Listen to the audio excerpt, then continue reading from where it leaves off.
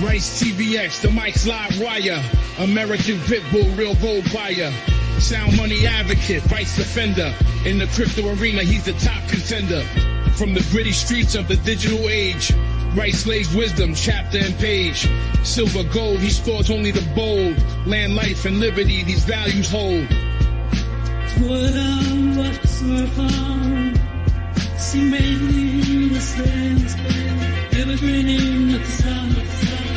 Constitution, deep dive, knowledge revival. Navigate the system, critical for survival. Rice engraved like inscriptions on metal. Pitbull in the game, lead foot on the pedal. Land acquirer, a strategic mind. In the fight for freedom, he's frontline.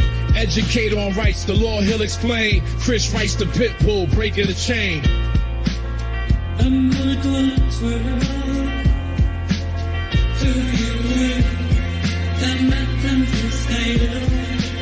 In the arena where truths collide, RiceTVx, the certified guide. Silver and gold, land and rights. American Pitbull in the freedom fights. In a world of chaos, he's the calm in the storm. Teaching the masses, ready to inform. Keys to crypto, rights we cherish. His wisdom like paths that others perish. Guardian of wealth, from digital to ancient. His legacy crafted, fearless and patient.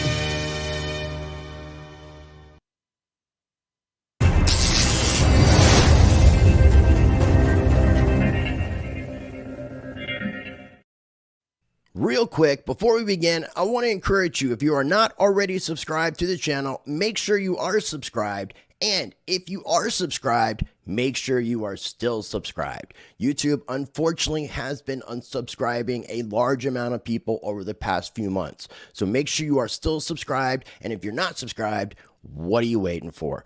Also, make sure you are checking out my sponsor, Presearch. I have information in every video description. Presearch is a decentralized private search engine with AI that rewards.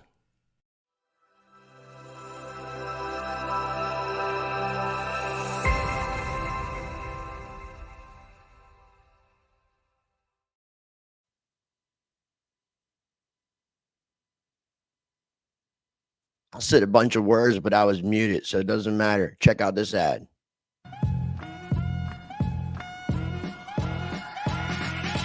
Looking for a reliable crypto exchange? Look no further than Fairdesk.com. Trusted by Crypto Blood for over 2.5 years, Fairdesk powers Bloodalytics, his proprietary trading system known for highly accurate buy and sell signals. CB has trusted Fairdesk's reliable system for years to enhance his trading strategy with Bloodalytics. It's the backbone of consistently beating the market. So join CB and trade with confidence.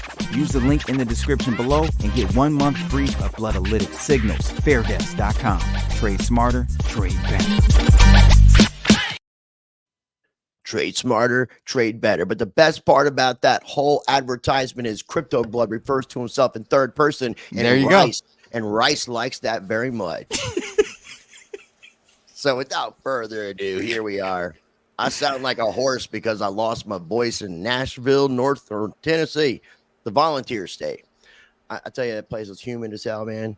Oh, yeah. You get down there. Yeah, you're right. It was very humid, and it was like literally just straight west from me. I live off of Interstate 40 here in North Carolina, and you just take that east going towards, or west, excuse me, going towards California.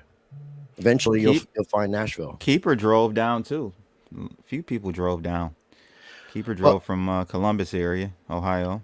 I think it's safer to do that considering all the accidents we've been having on planes lately. I would rather be safe and drive as well.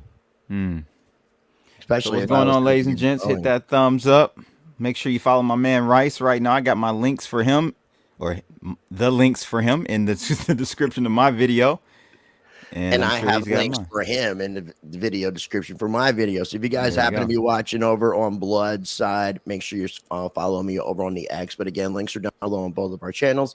If you're watching on my side, make sure you're following Mr. Blood on the X at CryptoBlood _. And again, mine is at RiceTVx. And yeah, we got a lot to talk about today, my friend. Oh, yeah. I'm excited to hear. Shout out to everybody. We are streaming on both of our YouTube channels, both of our X accounts. I'm streaming on my Rumble as well. So again, make sure you subscribe. You can watch us on multiple platforms. You can watch both of our channels, mute one of them, smack the like button, share it, repost it, all that good stuff.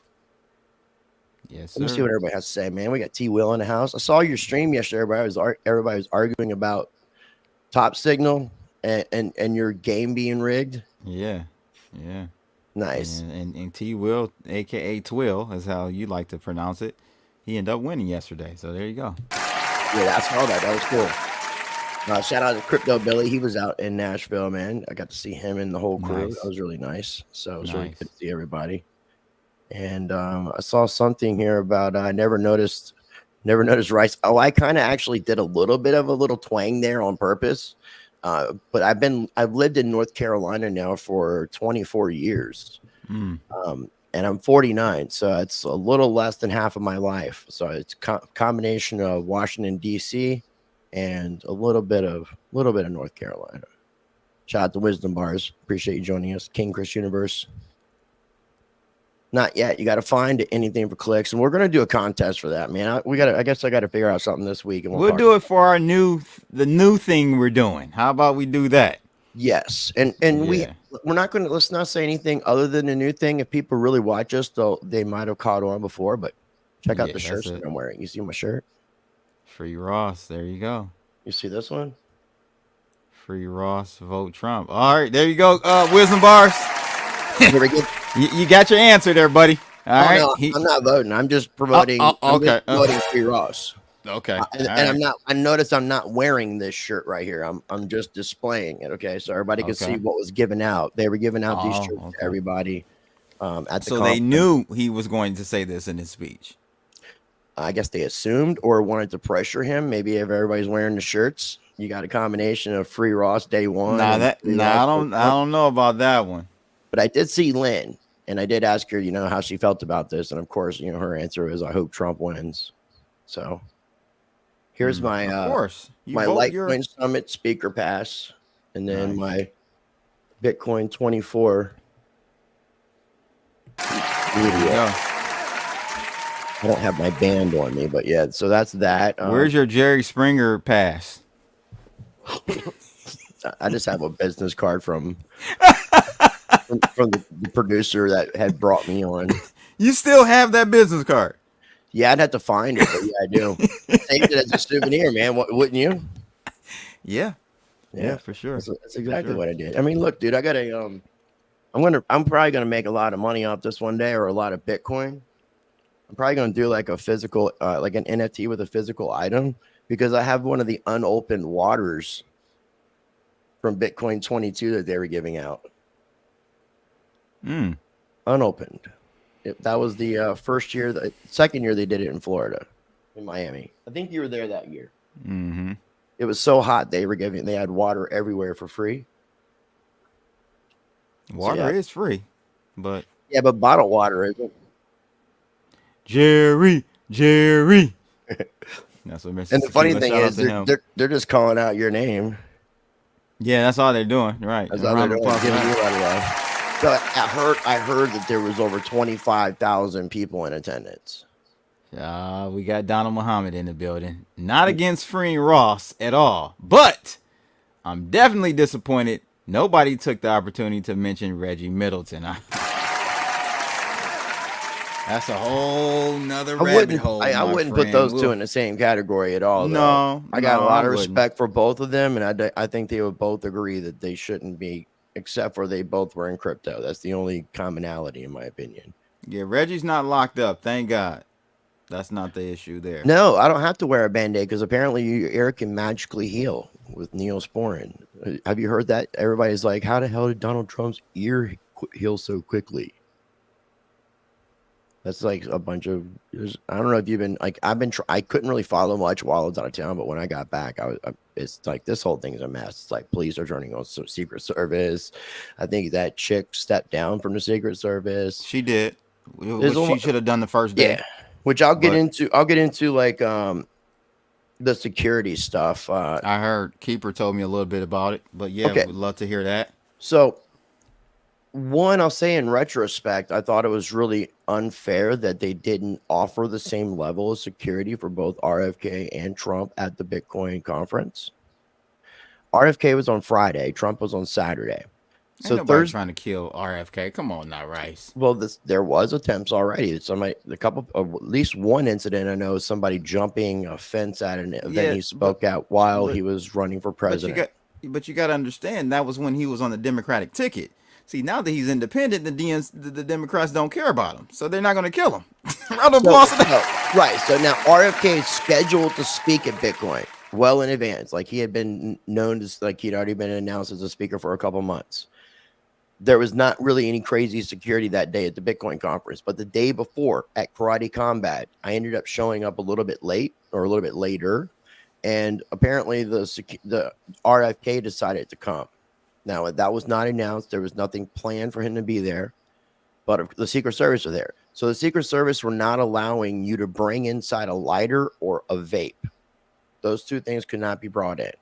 So you had to hide them outside, get rid of it, whatever the situation might be. That's that.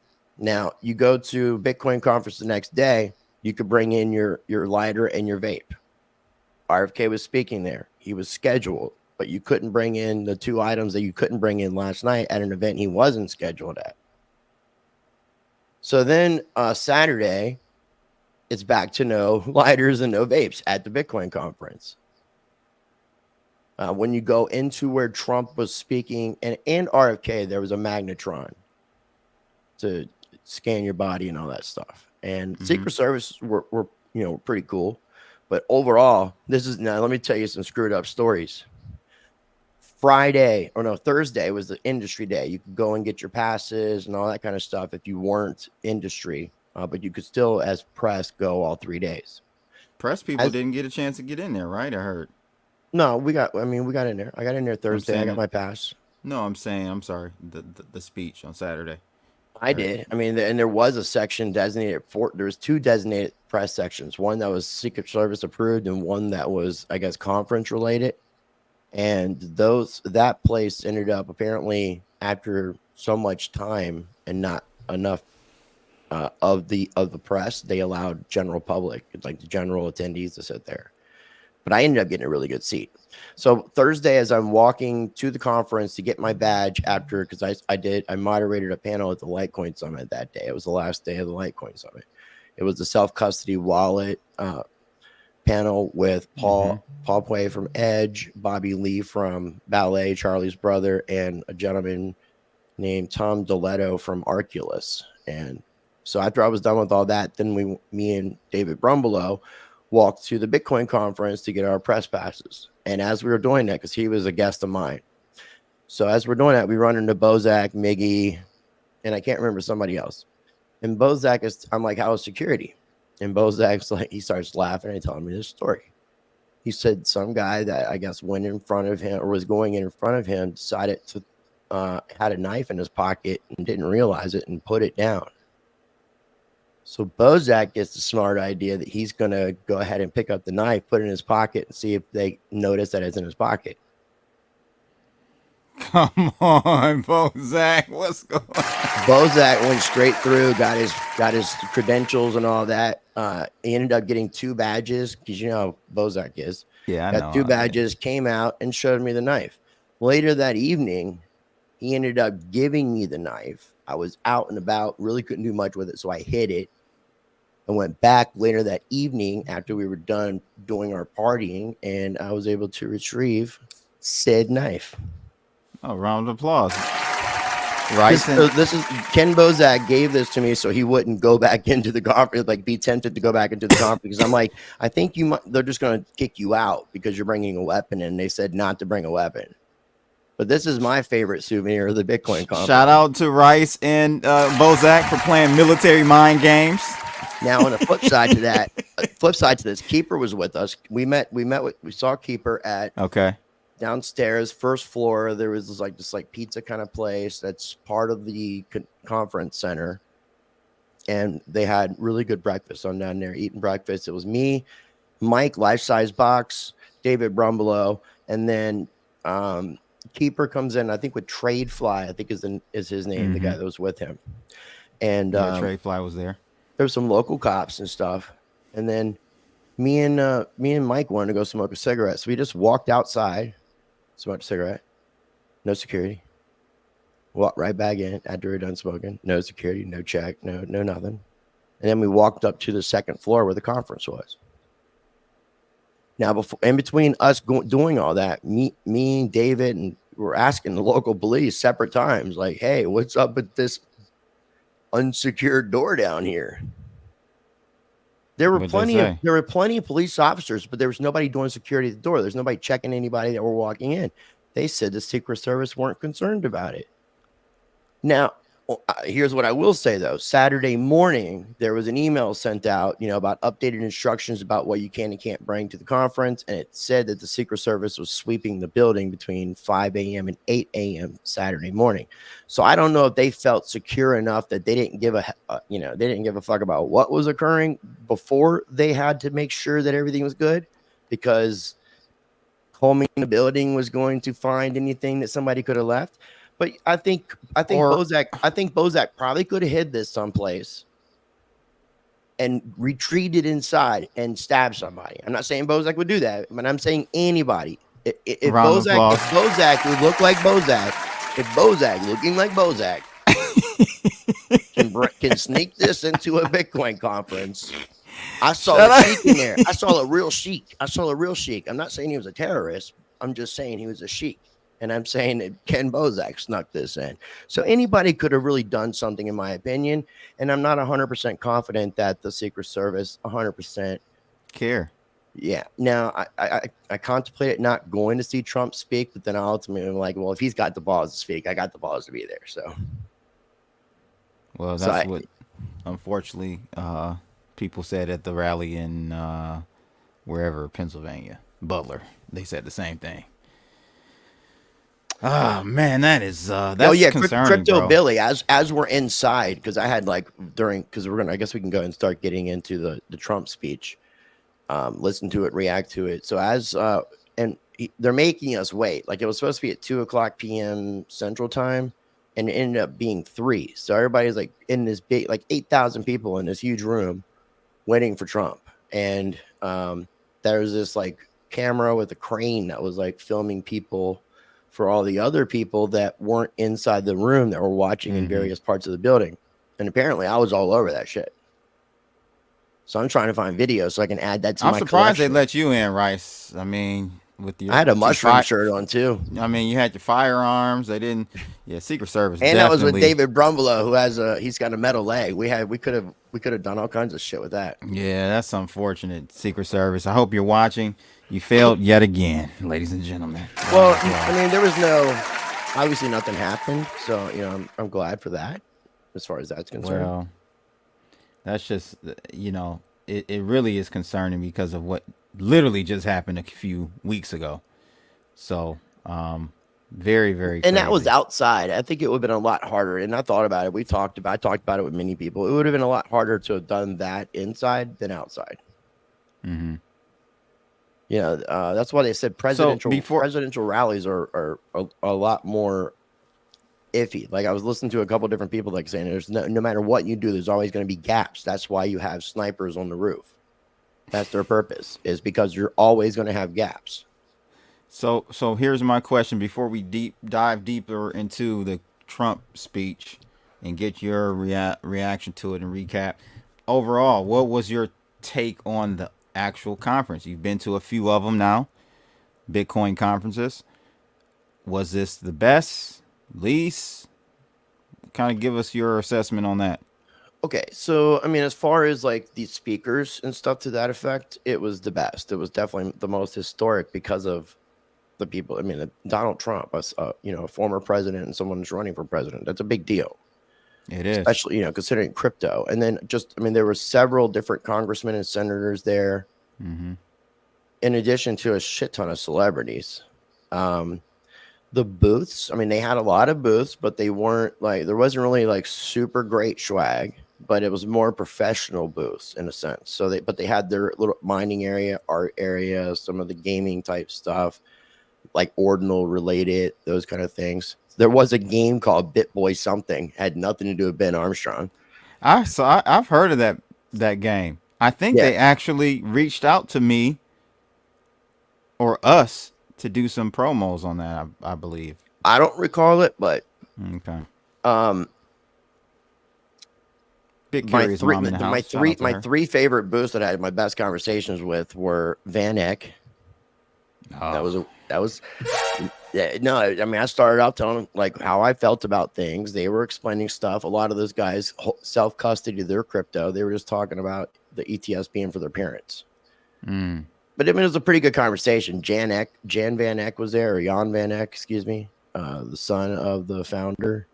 So he was speaking, and so I didn't talk to him. I just talked to a couple of the employees, but one of the guys I think was fairly high up, and I approached it from I'm not a TradFi guy. I'm not a killer, but don't push me. That's what you said.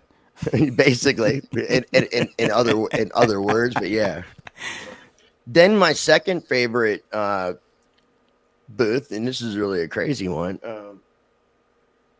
It was Blockstream. Oh, they didn't convert them, ladies and gents. No. They didn't convert me. I started the conversation off telling the guy that Samson Mao blocked me, that Adam Back has agreed to do an interview, but won't actually do it. And talking about how I interviewed Roger Ver and a couple other people, and I'm kind of more from that big block. I told him how I felt about Blockstream. We had a good conversation. I ended up getting one of their wallets. They gave me a wallet for free. See, I told you, ladies and gents. I told you they got them. I told him I would review it.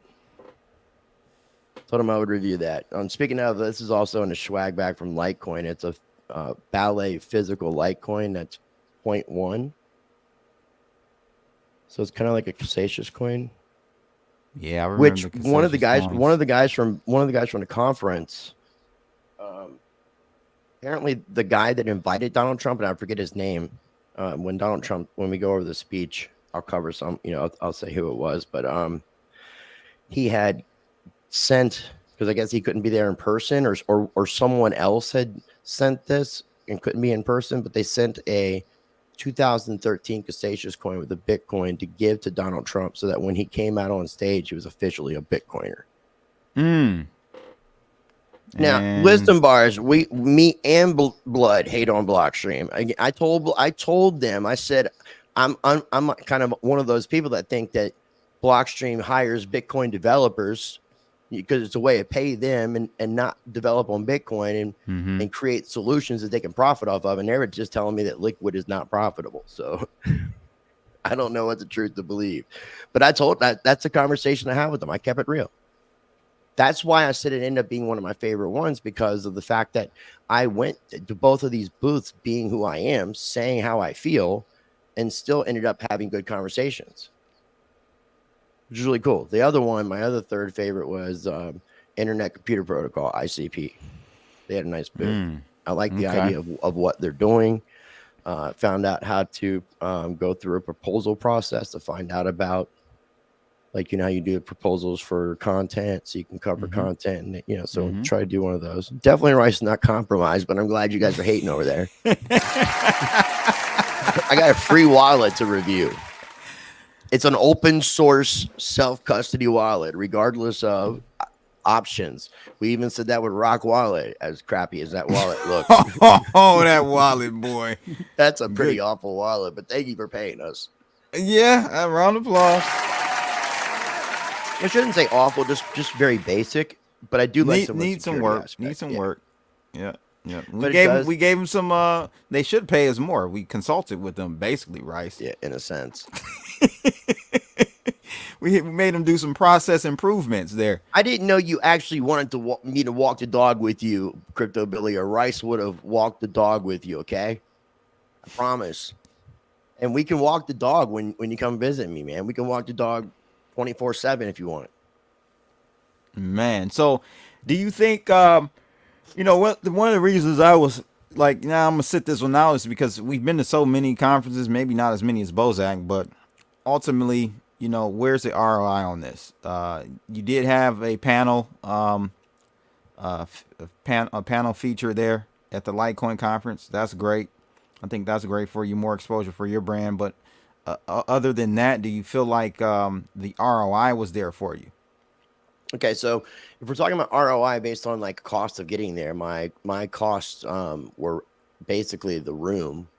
I think I spent maybe a total of $1,000 with the room and all the other stuff I did. Maybe a little bit more, but not much. Didn't have to fly.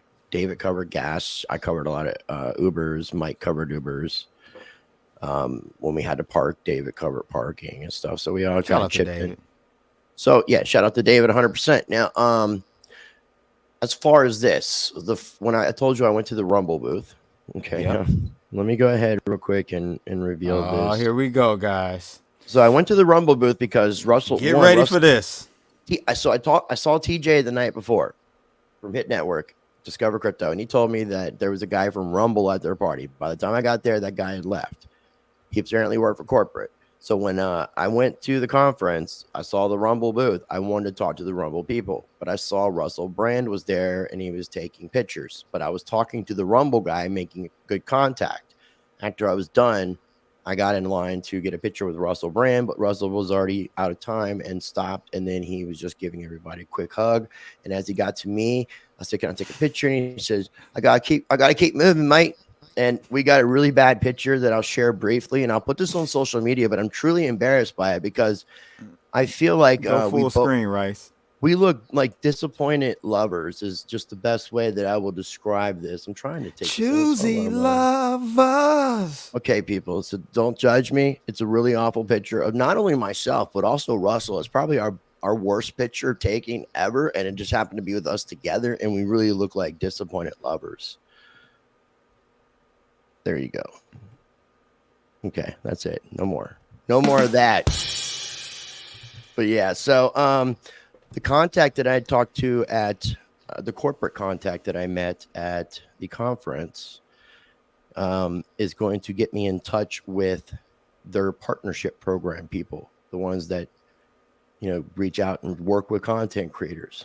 They apparently have a studio that's like StreamYard. I think you can multi-stream on other platforms too as well.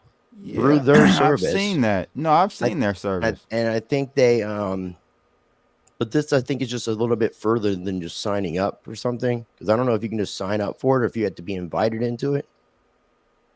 But I showed them my interview list and stuff. So they said that basically they do things like where they have built-in like advertisement. They'll give you scripts. You'll get paid after you do the live stream into your account for doing like the advertisement. Something that a lot of podcast platforms will do. Yes. Where you read a script, you might, you might get whatever the kickback, but as soon as you're done with it, it gets put into your funds available. So it's a way to monetize and get more promotion. So I feel like it's actually kind of getting a better foot in the door instead of just us trying to go at it alone on Rumble. Gotcha. So that alone, that by itself, that's what I'm saying. If that pays, if that works out the way I'm hoping, that's the best return on investment I couldn't ask. Yeah. I talked to River. They do like multi-sig. I forgot all the different things that they do, but they sponsor a lot of different channels that I have watched in the past, and talked to them about doing something. River, I know they do something with like multi-sig storage, but it's all self-custodial as far as I'm aware. They may have some services that offer custodial services. You could buy a Bitcoin instantly. It looks like something very similar to Swan. Okay, gotcha. So I talked to them about, they just said, talk to their dude, and he said, we just got to figure out, what will work for both of us. So I got a contact for them. Internet Computer Protocol, I got the proposal thing. And FIO wallet, I believe. My friend Blockchain Wayne, we talked about something, and he talked to Paul Pui from Edge. So I may be having nothing like crazy, but something coming in from potentially FIO and Edge as well. So definitely made sure I covered, I separated it from David and Mike to go around to the booths and just talk business, talk shit, talk business, network, that kind of thing. And that's good. Yeah, overall, I think All right, I think it was great. Okay, good. That's what matters, man. Gotta make it work, man. Gotta make it worth it. So Who we got in the house here? Yeah, we got those in the house. I saw Ola caffeinated, and I was thinking some Ola's, some Sensetti. I saw most of Sensetti crew. David was on a vacation with his family, but Rob and I saw Rob. Rob and Super Mario Brother were there. Yeah. Shout out to In and Out Crypto. So at this point, guys, we're going to start talking about the actual speech. The legendary, historic speech that Donald Trump did. So he mentions a lot of celebrities. So I saw Little Pump inside the conference. Someone told me Hawk Tuah Girl was there, and I did see a picture with Kim Bozak with Hawk Tuah Girl. She was there. Neo apparently was sitting beside RFK at the Karate Combat. And then there was a bunch of Neo, the singer. Oh, the R&B guy? Yeah, he was sitting right beside RFK. Oh, okay. And I don't know. I don't know if it started in Nashville or if it just a time period, but Ben Armstrong versus Wendy O Crypto. I don't know. Have you seen it? Oh my God. And then our buddy Carlos Diaz put me up on that situation. I had a conversation with Adam at Litecoin Summit about the whole Bitcoin, about Ben. And then Ben has. I'm sorry. Neither one of us knew about the Wendy situation. So he's asking me about what happened with me. Why was I taking it so personal? Why was I being a journalist? Why didn't I try to give him help him out? Who said this? Adam. Right? Adam. Charles? Yes. So Adam was questioning me about this. And then by the time, and this is like day 2 of the Litecoin conference. So and that was Thursday. So by Friday, we both had caught wind of this Wendy situation. Adam came up to me and I'm like, do you believe me now? And he's like, I'm starting to now. Adam he's been putting out all this stuff about, I think he's overstayed his welcome with the Web3 community. He just put out a 10-minute long video on X. He's getting ready to do a surgery, and he said it might be his last message to the Web3 community. I haven't listened to it yet, but I know that this has been, I know that this is kind of putting him in a weird spot, and he didn't want to be put in a weird spot, but it's like cognitive dissonance when it came to Ben Armstrong. But Ben Armstrong was there. He was there. I saw Jay Chains. Jay Chains and me hugged each other. We were good. I wasn't sure. Hugged each other. Now hold on, man. Hold on, big fella. Hold on now. Hold on. I couldn't hug somebody that disrespected my boy Rice like that on Twitter. I'm sorry, bro. Hold on. Well, hold on now, big fella. I let it go, but I wanted to make sure that there wasn't going to be an issue. I wasn't even sure. I wasn't even sure I wanted to go to the Karate Combat because I knew that Jay Chains and Ben were there, and I was going to be drinking, and I'm like, I just wasn't going to be filtered, so I wasn't sure if it was going to be good. But I decided based off of, I went to the Discover Crypto party, and I was talking to some people, and someone who I will leave unnamed basically said, just go, and in less words than he actually said, but just put my head in a better spot where it didn't matter. So, because I just didn't want to have confrontation. And at this point, I was trying to let the Ben Armstrong stuff go. But now it's kind of like a lot more of this has been proven to me correctly, because I haven't seen a lot of people since I interviewed Ben. And the Bitcoin conference before that, when I did that, when me and Hotep and Nick did the Around the Blockchain, when we were driving from the conference to their media spot, I was predicting that BitBoy Crypto was going to exist without Ben Armstrong. But I thought it was just going to be because I thought it was going to be because Ben did something so crazy he was just going to have to step away. I didn't think he was going to be fired from his own brand. But everybody said, especially the whole Hit Network people and a few others that were around, Like, you were right. You called this thing to a T. Then the interview. Ben is unhinged, bro. Like, he is the. Swear to they're God, he's all unhinged. That whole thing. Everybody that works at that place, it's Jerry Springer. I love Drew and all that whole thing. Apparently, everybody carries guns in there like it's the Wild Wild West. I don't know what. That's crazy. They carry guns. Why is that crazy? That everybody's got a gun because there's somebody who doesn't work there because somebody apparently showed the gun to them. They're like being alpha with guns, like trying to punk each other out because one person says something to somebody and somebody gets upset. Supposedly somebody pulled a gun and showed the dude the gun because he's like basically saying, say it again. Basically. Oh, okay. And that person that other person who got the gun pulled on him doesn't work there anymore, though. The whole thing's Jerry Springer. I'm telling you, the more I dug into it, you want to play the clip? All screwed up. You want to play the clip of what you saw at Hit Network? In honor of Ben Armstrong and Hit Network and Discover and all them people, this one goes out to you. Ladies and gentlemen, we have footage of...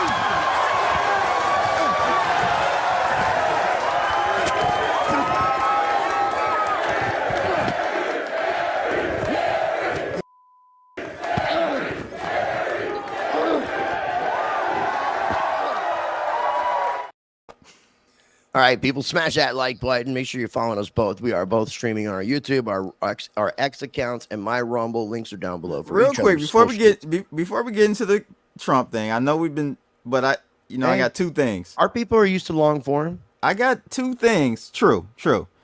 Donald Muhammad would highlight what he said. What do you think about? I think I know, but what do you think about his comment there? This last Donald one. Muhammad, yeah. This whole space has become embarrassing. Lots of folks have sold out and is likely a joke in many ways. If he's talking about content creators, I would agree.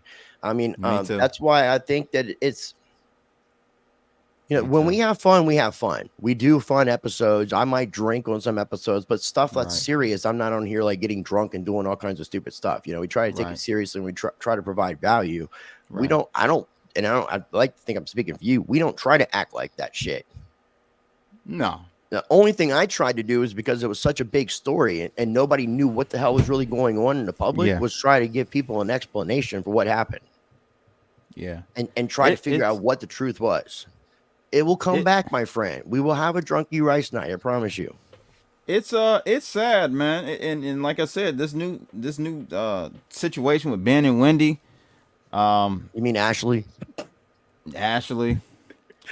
Dog singer. I asked her if she wanted to do an interview. Here's the thing. Hold on. Okay. I did text Ben Armstrong. Apparently he changed his number, and I'm questioning. And I was at first I was kind of like, okay, cool. Maybe this was meant to be for me not to do this. But I sent him a message Sunday night.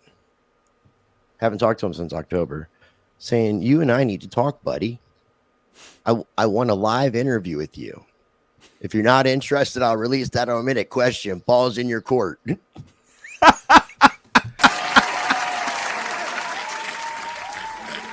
And what did you give in response? Well, it's apparently I haven't tried to call him, but he's not responded. I told him I would be available to talk tomorrow, and I texted saying, "Are you getting texts from me?"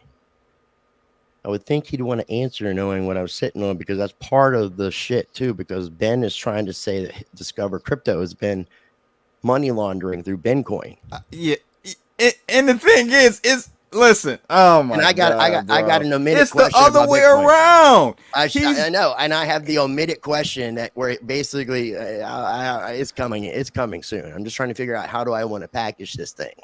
This is what I don't know what is going on with Ben Armstrong, bro. Like, he is unhinged. He is like full on I don't understand, bro. Look, dude is crazy. He lost his mind. He thinks everybody's against him. Bro. I think he's going through like a. He could have that. What do you call she could be casting spells on him in his sleep, man. I don't know. Collecting his beard hair and like doing voodoo dolls.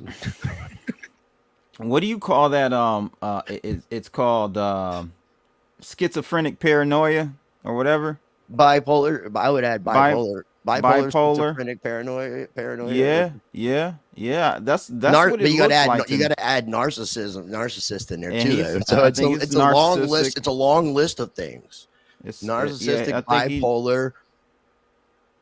What'd you say? he needs some help. Narcissistic, bipolar, paranoia, But you said something before paranoia. There was a medical word. schizophrenic. Schizophrenic. Yeah. So we have narcissistic, something schizophrenic. What was the second one? Narcissistic. All I know is he got about as He's many. crazy. He's got a lot going on.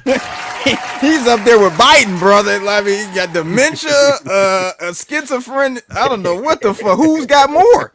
Dementia. Bitcoin going bye Biden. What is it? Yeah, exactly. There you go. Biden's got dementia. He's got what's the Parkinson's? He's saying narcissistic. Supposedly, Billy, supposedly it has something to do with taxes and a lawyer and or an accountant that were referred by Wendy. Apparently, every single service this is per Ben, every single service that they had used, it was referred by Wendy. Apparently, they had either John McAfee's old accountant or lawyer or one or both. I don't know, but then it's something about accounting. It's something about apparently other contracts and other agreements from the very beginning and trying to screw in from a long time before the shit came to fruition. Like she was part of the plan from way before the get-go. And we know, I'm not gonna go too far in this, but we know some people can't be that calculated. Now, I'm just gonna leave it at that, right? He did say one thing though. He did say that there would be no Wendy-O without him, and that I was literally gonna ask you. I swear to you, I was about to ask you that. That's truer than hell. Okay, all right. That's so true. There would be no Wendy-O. One point for Ben Armstrong. I wouldn't have probably 5,000 or 6,000 subscribers that I have now if it wasn't for me going around the blockchain. So he did his not him necessarily, but his channel. Now you told me it wasn't Ben that invited us on around the blockchain. Technically, it wasn't, but of course he'll take credit for it. Round of applause. Beezy, that's the narcissistic part of the long laundry list of psycho. Beezy was the one who started inviting guests. And the first people he invited were people that he liked and watched. Right. That's what you told me. I was under the impression that Ben did invite us, but you told me otherwise. Now, so I'm gonna go with what you told me. Now maybe I'm wrong. Okay. But now I do feel bad for his kids because I did hear something, and I'm not sure exactly where I heard it from, but it wasn't at the Hit Network party. But it's something to the effect of Ben divorce court and child support and alimony and all that, and Ben claiming he has nothing. I mean, of course he's going to claim that, and that he's made nothing. And now I think his tax stuff is starting to come into play, and apparently he hasn't filed his personal taxes for years. But I don't know the truth of this. Now, and this has something to do with Wendy recommending either tax services and or attorneys that apparently did work for Hit Network. That apparently Ben is making it out like this was this mastermind plan all along from Wendy and TJ. Not, bro. I promise you it wasn't. I'm just telling you what he's saying. I know. I've heard a couple I got sent some of the clips. So I won this also at the BitPay booth. Nice. Tabasco sauce. With the Bitcoin on there. Little Bitcoin Nashville stickers. He had to keep that as another souvenir. Yeah, Ben is unhinged, bro. He's fully gone. He needs help, and people are. Litecoin Summit did these guitar picks. Nice. So how was the Litecoin Summit? I know we were supposed to be talking about. It was nice. Trump. It was very nice. Yeah, let's go ahead and get to Trump and how much time we have left to talk about Litecoin. Litecoin was nice though. It was a good conference, and they're going to be continuing to do it. And I believe that they've already are working out contracts for Vegas. So I believe maybe next year you'll probably see the same thing occurring and maybe even other events. Kind of almost like a 2019 World Crypto Con where you had like 3 different conferences happening in that period. That was dope. Yeah. So we maybe see something similar to that, being that it's in Vegas. Cryptocurrency in the building. Thanks for tuning in. Great name. Yeah. Musashi. That's one of Mike's homies. Life size box. Nice. What's up? Okay, bro? so should we skip the introduction part because he's just kind of thanking people, calling out people? Yeah, that part is all political. I don't want to hear, if you don't, we don't have to watch, We could skip because it says the acknowledgments are about six and a half minutes roughly. Saying 6.5 minutes. Now again, they made us wait an hour. Before I started, I'm trying to think if there's anything else. Yeah, well, just let me know when you want me to pause moments, and let me know if you can hear it first. I stand before you today filled with... Yeah? Good. Okay. I want to make sure we got the end of the acknowledgments. And this is the spirit that's going to help us straight. And a whole group of his distinguished guests and a lot of our distinguished... Oh, also, when he mentioned, because I think the second Bitcoin legend, because he said something about legends being there, he said something about Michael Saylor. Where I was sitting was basically a VIP area. Michael Saylor was 3 people down on the row behind me. Mm-hmm. And Rand Nooner was like 4 people down on my row. We were like in the front row of the second section in the on the corner center. So I was like as good as you can get for like seating in there. What if he would have said, "And I love RiceTVx"? No, but I did while we were waiting. I was like, I sent a DM to Michael Saylor because I've been trying to get him for an interview, and I sent several DMs to him, and I'm like I got his attention, and I'm pointing at my X account, and I'm like this, and I'm pointing to you, and I'm like this, and I'm like pointing to you. I almost handed him my phone so he could see that I messaged him, but that didn't happen. I didn't want to be. Saylor is a plant. Still, I mean, dude, I need to get out of the shadows. We need to get out of the shadows. Saylor is not a plant, ladies and gentlemen. I didn't say that. I'm just saying interviewing higher profile people. You've interviewed higher profile people than Michael Saylor. I know, my friend. I know, but those videos still don't get views. All right, so let's see. But our country is blessed to have the extraordinary talent, energy, and genius represented in this room. It really is great genius. Not all of you, but most of you. Many of you. Yeah. But this is the kind of... One thing I will say in retrospect real quick, before, like, my thoughts while he was saying his speech, being there, because this is my second time listening to an in-person Trump speech. The first time was on January 6th. In person. And boy, you've been to some very historic Trump speeches to not be a Trump supporter there, buddy. I'm just saying. I don't know. That's pretty crazy.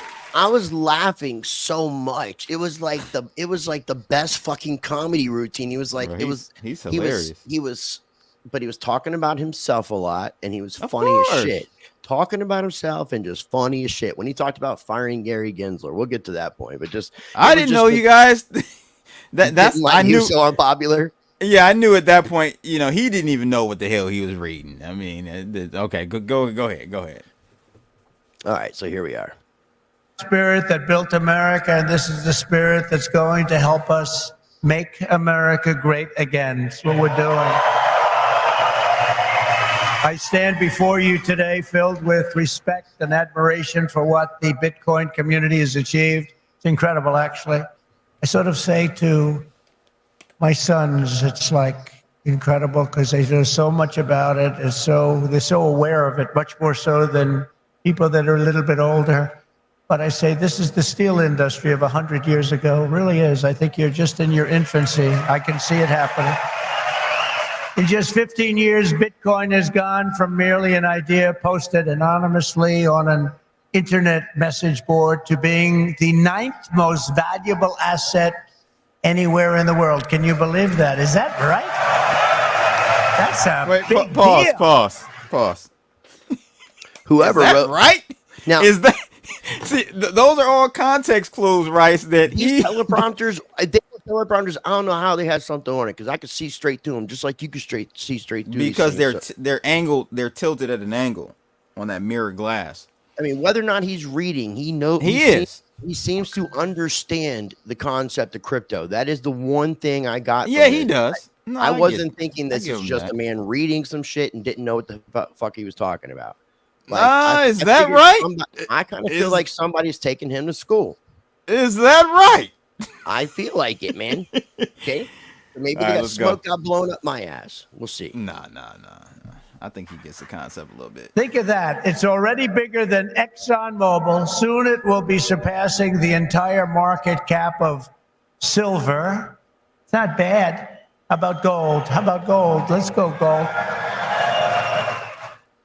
And one day it probably will overtake gold, but based on the way it's going now, it could very well be a possibility. There's never been anything like it, and I don't think you've ever seen anything like it. Okay, real quick, I want to say, you see behind him, you see two things. Zappo. Zappo's the main thing. Now, I will tell you, I didn't get to say this. Okay. I went there with the intention of meeting two people. Do you remember what two people I said I wanted to meet? Whitney Webb and Mark Goodwin. Okay. The two people have been interviewing together. Yep. Mark Goodwin is the editor of the Bitcoin magazine. I went on looking on schedule. I couldn't find them. They weren't there. I talked to Peter McCormick and Peter McCormick's partner, Danny. Danny's hopefully going to make an introduction for me. They couldn't tell me why they weren't there, but my guess is because Zappo is the main sponsor of the event and didn't want them there. But they did say that Zappo has not said anything about the interview that Peter has done with Mark Goodwin and Whitney Webb. They talk about some things that aren't so favorable for Zappo, based off like the founders and some of the stuff they're involved in. And Peter was even worried because they already signed the agreement for the sponsorship. They already got paid for it. It was supposed to be starting, I guess, next month, like here in a couple of days. And as of talking to Danny on Saturday, Zappo hasn't said anything to them. And so far, they haven't lost the sponsorship. But there's no other reason I could think why Whitney Webb and Mark Goodwin weren't there. I messaged Mark Goodwin on Zappo. I had Zappo. So Zappo back in 2014, I had their crypto debit card. They had a debit card back in the day that I signed up for, and I ended up never getting it for some reason. But yeah, they were one of the pioneers in the crypto debit game. A lot of little known fact there. But yeah, I forget like all the involvement, but you got to go back and listen to those last They've two. Been around. The part 1 and part 2 of the interview that Peter McCormick from What Bitcoin did with Whitney Webb and Mark Goodwin that got released like 2.5 weeks ago. People got to watch that because it goes into depth. And even that's when Peter even explains if this is that bad, I will drop the sponsorship. So dropping shit. Peter seems to be having a little bit more and more integrity these days. And another thing I thought was really cool is he's there with he brought his daughter and his son. They were a little older. He was selling merch for his football team. I think it's like kids football, which is soccer in the UK. So he's got a team and stuff. It's pretty cool. So let's go ahead and get back to the speech. And most people have no idea what the hell it is. You know that, right? So what happens when they figure it out? That's going to really be something.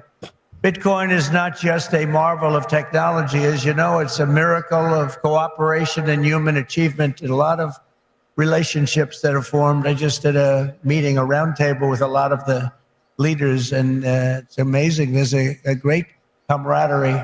It's really interesting. There's competition, but there's a relationship, there's a friendship that's developed with a lot of these people. I noticed it. I don't usually see that too often. I see the opposite, actually. They want to get each other. They want to kill each other. These guys have a great feeling. Very smart people, too. Congratulations on all that you've accomplished. This room is amazing. The people in this room, high IQ individuals. I'm running against a low IQ individual, her. I'm not even talking about him, her. I got a low IQ individual. I thought about Ben Armstrong. Well, low IQ individuals, yeah. Oh, I thought no, Ben. You were street smart, crypto blood. Yeah. I thought you were street smart, bro. No, not that. His whole high IQ crypto signal thing he was doing for a little while, and thought about that. But yeah, man. There was a lot of smart people in that room, man. Of course. I mean, yeah. Ron Paul was watching that. So I mean, that's that's another smart one. I mean, so he was surrounded by the right people. And apparently, Jason, we've talked about this at length over the many years. Rice and I, we are on the side that on the side of the camp, or with the side of the camp that believes Bitcoin has been compromised. 100%. That's what we were just talking about when I said about this irony of me liking the Blockstream booth. Mm-hmm. How much shit have I talked about Blockstream over the years? Mm-hmm. Yeah. You know, I just kept it real. You know, I think some people do appreciate that. I wasn't going there being combative.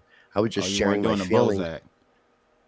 Bozak has actually calmed down a lot. Bozak actually said that everything's a scam. So what's the point in fighting everything? Shout out to Bozak for that one, boy. He's growing up. I was like, that's a sign of maturity there. Sorry, I was busy selling my powerlifting equipment. Thank you, Mr. X. Appreciate it. It's all good to be late. All right, so let's go ahead and continue on with this comedy act right here. The reason I've come to address the Bitcoin community today can be summed up in two very simple words: America first.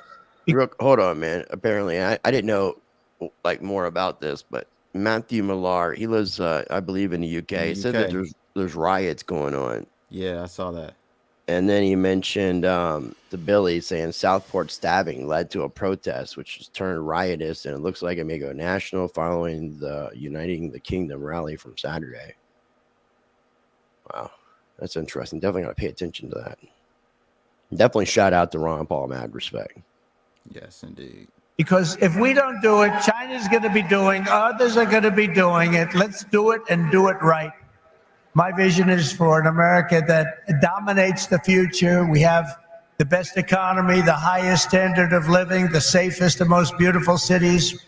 And by the way, when I say safest, our cities are going to hell right now. Our cities are going to hell. We're going to fix our cities. We're going to work with Democrats that have destroyed our cities, but we'll work with them, and we're going to get our cities back. We're going to bring our country back. For 4 years only. Yeah. And we really were the freest and the most ambitious, most dynamic nation ever to exist on Earth, and we're going to get that back again, because we're not there now. We're a nation in decline. You know it. We know it. Doesn't sound nice, but it's okay, because we're going to bring it back. We're going to bring it back fast. Right now, it's embarrassing. It's embarrassing what's happened. Even today, when you look at what we just said, that would never have happened if they respected our country. If we don't embrace crypto and Bitcoin technology, China... He was referring to when he first came out, the first thing he did was address the attack in Israel that had took place. Yeah, asking people. Well, we skipped over it in case what people wasn't sure what he was referring to there, kind of giving a little bit of a... I thought that was interesting, because being inside that conference and there were so many people in that city, it was a little bit of an issue with phones as far as internet service, and I really had no clue that that was my first time hearing about it. It was Donald Trump mentioning it. Yeah, same here. And we'll have to talk about this on another episode, but Mahdi was there, Mahdi Greenspan. Shout out to my man Mahdi. He's not right now in Israel. He is in California. Okay, the communist state. Oh, that was the other thing. 90% of the people at the conference that came up to me to say hello to me were asking me, where the hell is Crypto Blood? Round of applause. Like you're attached to me at the hip. I guess. I mean, we're brothers from another mother and father. It could be it could be the GXA. It's definitely the GXA. The Jigsaw. Other countries they'll dominate, and we cannot let China dominate. They are making too much progress as it is, and we want them to be successful. I don't want China to be successful, but we have to be the most successful. That's what's gonna happen. I want the United States to be first in technology, first in science, first in manufacturing, first in artificial intelligence, and first in space. You know, at MIT, my uncle was a professor there, Dr. John Trump. He would have fit in with this room very nicely, actually. That's why I mentioned it. And I believe he was the longest serving professor in the history of MIT. He graduated. We have a very intelligent family, actually. He graduated tremendously. I think he has 3 different degrees, but they said, would you like to stay on, John, and be a professor? Well, I've got a lot of offers, I assume he said, but I've got a lot of offers. Well, we'd like, he was there for, I believe, 41 years. When I was in the White House, the head of MIT came to see me, and they presented me with a book on my uncle. He was a legendary guy in the academic world and in the world of MIT. So I understand a lot about what you're doing, and I have great respect for highly intelligent people. And you are highly intelligent. America's destiny is to lead our rivals in everything and to surrender our industries to no one, to no one. You know, some of you are involved with AI, but you also have the same thing. You need a thing called electricity. You need a lot of electricity. You know, AI needs to be really dominant, and China can do it much easier. We have environmental impact statements to do, but we're going to do things that nobody thought were possible. You need tremendous amounts of electricity. You need double the electricity of the entire electricity that we have right now in the United States to dominate. And we'll get that done. Who would think we can get that done? But we're going to get it done. We'll be having power plants built at the sites. We'll be releasing people from certain ridiculous requirements. And we'll be using fossil fuel to make electricity because we're going to have to. We'll be using nuclear. We'll be doing it in an environmentally friendly way. But we will be creating so much electricity that you'll be saying, please, please, President, we don't want any more electricity. We can't stand it. You'll be begging me, no more electricity, sir. We have enough. We have enough. I was literally cracking up at the conference. Like, this is just the craziest stuff. It was he actually is very funny. He is. I mean, he should be a comedian. Yes, for sure. I think he already is. He's just taking comedy to a new level. It's like taking it to the presidency. You know, in the Midwest, they just opened, it was very interesting. They just opened up 2 chargers, you know, a charger for the electric cars. And you know, I love Elon. He's great. He endorsed me and great endorsement and everything else. But not everybody has to have an electric car. I told him that. Right. So we're going to get rid of that mandate, if you don't mind. It was also rumored that he was going to be at the conference, and it was said later on that he was in Nashville, just not making any public appearances. Apparently he was spotted at some steakhouse. That was kind of weird, considering especially all the other celebrities, because when we skipped over that intro, he was talking about Bob, Kid Rock. Yeah, Bob. Shout out to Michigan. Yeah, so apparently he was there because he's got a restaurant there too. So I don't know if he went and visited his own restaurant. I'm sure he did. Kid Rock knows me, Red Nugent. Oh, I'm sure. Yeah, Detroit, 7 Mile, right? Come on, baby. Yeah, that's where you used to get your herb from, right?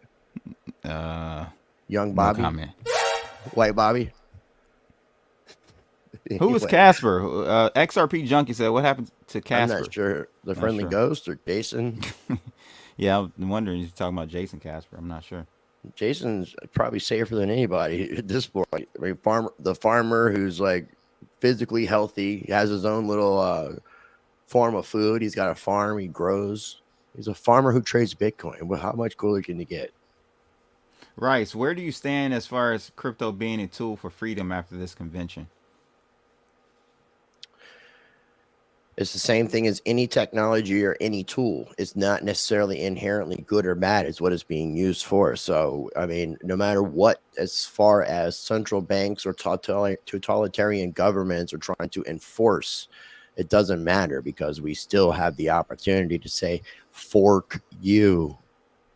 Oh, you mean we can always fork these technologies and things to that effect.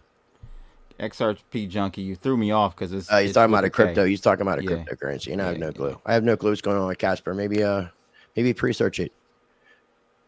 Go to presearch.com and search for it, and you might find some information. What's up, Jay Crypto Minded? In the building. it's going to be a tool for freedom, and it's going to be a tool for enslavement at the same damn time. It's just going to depend on how are you utilizing it's the people, it. ladies and gents. Yeah, Mohammed, it's Donald. It's the people. It's the people that determine the destination of any technology or tool. Whitney Webb and Mark Goodwin are talking about we need to already be building these alternative systems. It's basically talking about agorism, counter economics. Like we can build these things on top, like using the technologies that are existing, and no matter what they're doing, it still doesn't hinder that because of the open source nature.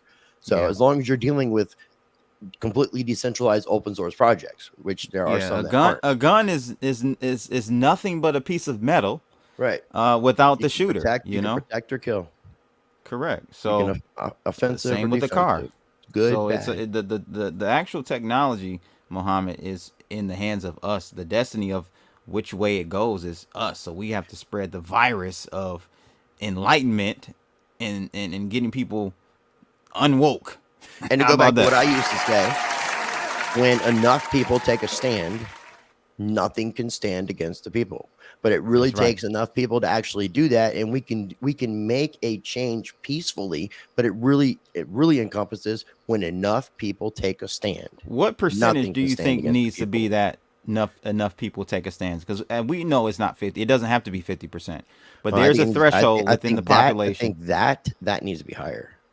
I think if you're going to have you need to have like pretty much everybody standing in unity.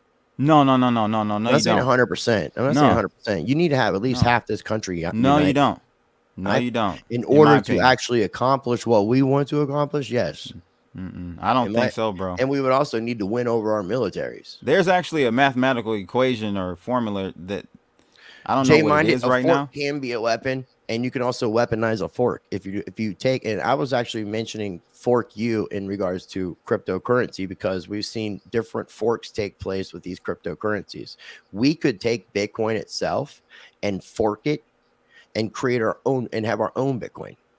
It's very easy because all we have to do is have miners to make sure that we can keep the blockchain running. But we could take that same exact code. We can hard fork it. We can code fork it. We can do all kinds of different things. That's why I say fork you. That's been done unsuccessfully a few times, right?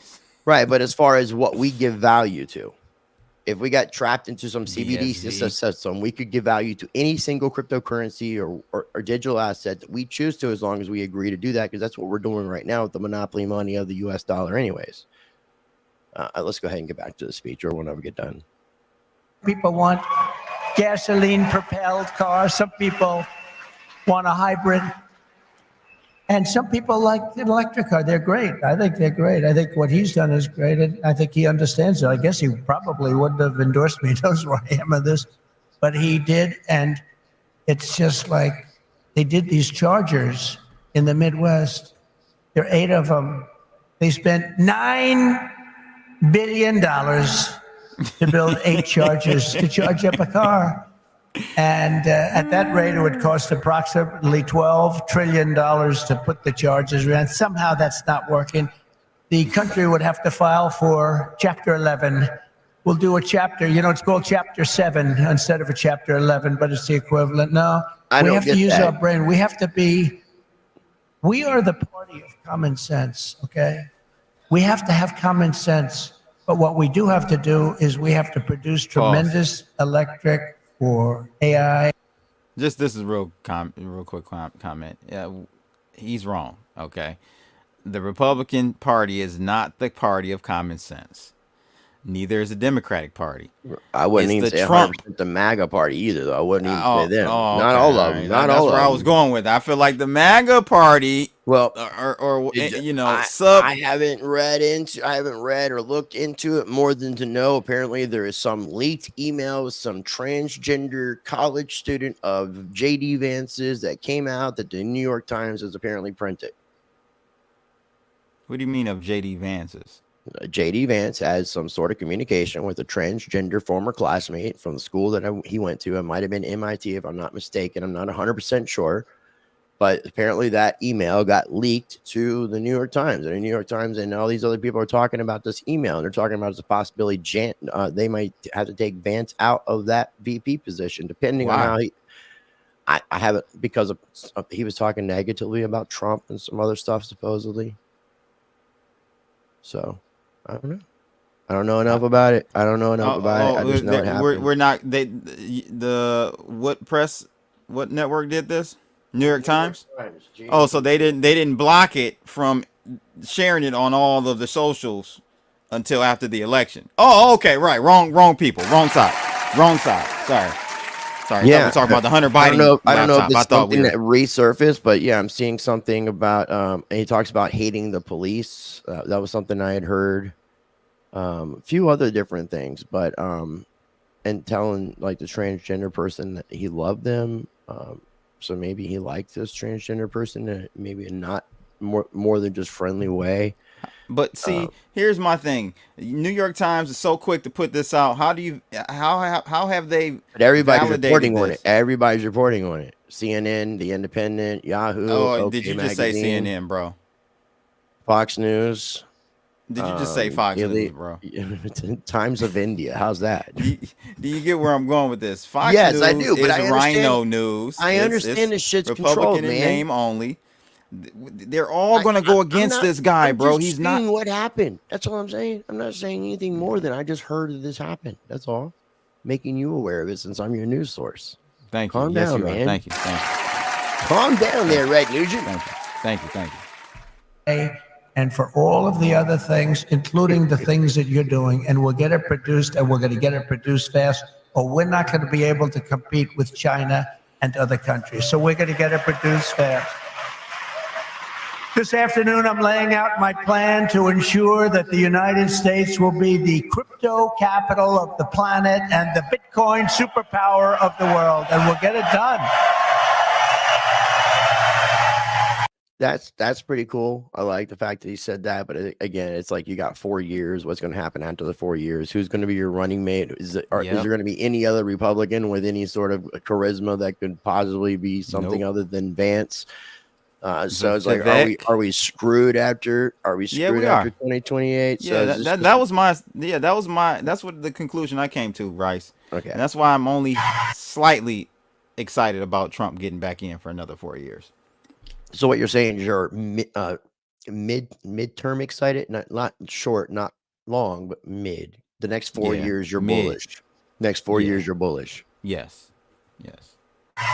If crypto is going to define the future, I want to be mined, minted, and made in the USA. It's going to be. It's not going to be made anywhere else. And if Bitcoin is going to the moon, as we say, it's going to the moon. I want America to be the nation that leads the way, and that's what's going to happen. Win moon. No, you're going to be very happy with me. Win moon. You're going to be so happy. You're going to say he's the greatest guy. That's why I'm proud to be the first major party nominee in American history to accept donations in Bitcoin and crypto. The way he says Bitcoin. And they've made a lot of them, I might tell you. And I appreciate it. Since we made that announcement on May 21st, we have already raised $25 million, much of it in Bitcoin, crypto, and others that are very, very good also. But as you know, I've heard that as far as if you break down donations by industry, that the crypto industry has surpassed all other industries in donations and lobbying. No way. That's what I've heard. I can't believe that. I mean, because big pharma, from my understanding, is just insanely large. It's something I heard, something to look into. Yeah, our excitement about the future of Bitcoin and crypto could not be more difficult from the approach of our opponents. Look, our opponents have gone a difficult route. They're going old-fashioned stuff. We're going to take it right down the middle. We are going to grab them by the pussy, baby. From anybody else in terms of a campaign. First of all, we understand it. They don't understand it. They are blocking your path. They're blocking your way. But I've made it a lot easier for you because the SEC has been very, very tough on you. And now they see that you've embraced me. All of a sudden, people that were under investigation, they're being let go. They're saying, oh, no, we don't want to do that. We love crypto. Let me tell you, if they win this election, every one of you will be gone. They will be vicious. They will be ruthless. They will do things that you wouldn't believe. But right now, because of me, they're leaving you alone. So please say thank you, President Trump. Thank you very much. I mean, that was kind of funny in and of itself, but it's like, it's almost just him like saying to the rest of the country, like, they're not coming for me, they're coming from you, but I'm the one stopping them. Mm-hmm. Paraphrasing. It's just one of these rhetorics that he's kind of spinning around to be customized to the crypto audience. But Right. But is it true though? It's somewhat true. I think it's somewhat true. I mean, I'll get into some things when we get into some more parts. And the reason they're doing that is, I've heard from some of your great geniuses that talk to me about this subject. I've heard from Vivek. 175 million people in some form are involved with this world of crypto and Bitcoin and all of the others, 175 million. So when they heard that, they said, let's be nice to them, at least until after the election. So I've taken a lot of pressure off a lot of people. A lot of people are very happy today that about 3 months ago weren't so thrilled. For 3.5 years, is that right? Look, he just said that's right. And you know it's right. He just saw the For 3.5 years, the current administration has waged a war on crypto and Bitcoin like nobody's ever seen before. For those who work in this industry, they target your banks, they choke off your financial services. Have people seen that? Yes? Yeah, they have. Plenty of hands up. They block ordinary Americans from transferring money to your exchanges. They slander you as criminals, but that happened to me too because I said the election was rigged. He said the election was rigged. He should spend the rest of his life in jail for making that statement. Of course, they say it about us and it's okay, right? No. And by the way, we're doing very well in the election. We lost the candidate recently, Crooked Joe Biden. And he almost says it sadly. We lost a candidate recently. Oh man, because it would have been an easier layup for him if old Joe would have stayed in.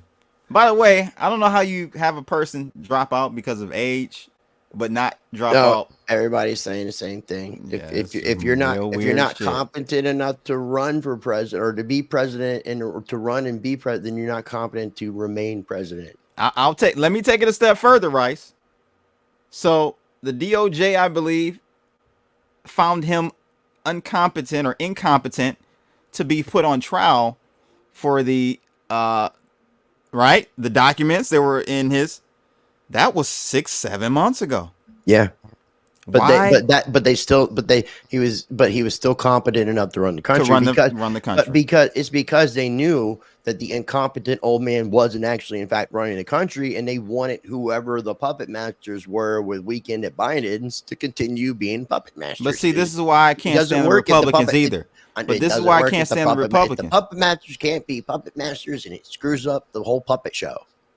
Yeah, but this is why I can't stand the rhinos either, because they didn't. I mean, I only saw a few people pressuring or bringing that hypocrisy to light, saying, okay, you find him incompetent enough not to try him.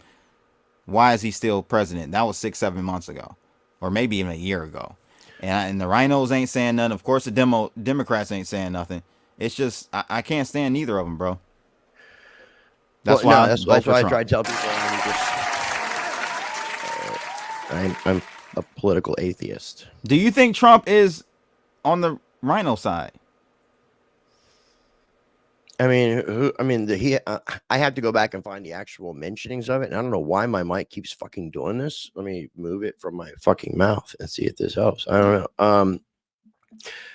He talked about Jamie Dimon as a Treasury Secretary, and I've heard he mentioned Larry Fink, but supposedly that wasn't true.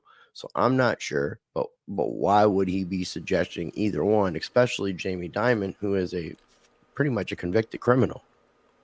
I mean, he's just not in prison, but he's been found guilty, and so has J.P. Morgan, and they just pay fines. They're so rich, they get to be in that club, that other system of two-tiered system of justice that we have, where the rich people just pay their fines and they don't go to prison. Did you see the RFK speech?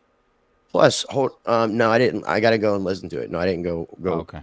No, a lot of, because like me and you in the past, like a lot of these things, I don't listen to speakers generally because I can go back and listen to them later. Unless it's something really important like this, I generally network and do my thing and then watch the speeches later, because that's the whole reason for me to go to the conference is everybody else. Right.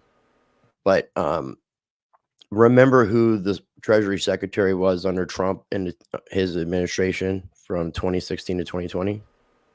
Vaguely. Steve Mnuchin. Oh, Mnuchin, yeah. And he wasn't a great guy. And No. he also, me and you, I've talked numerous times about Steve Mnuchin had after his Goldman Sachs days, he did this One West Bank. And it was him, Joseph Otting, and Brian Brooks were the three main players from that bank that I want to be talking about for a quick second.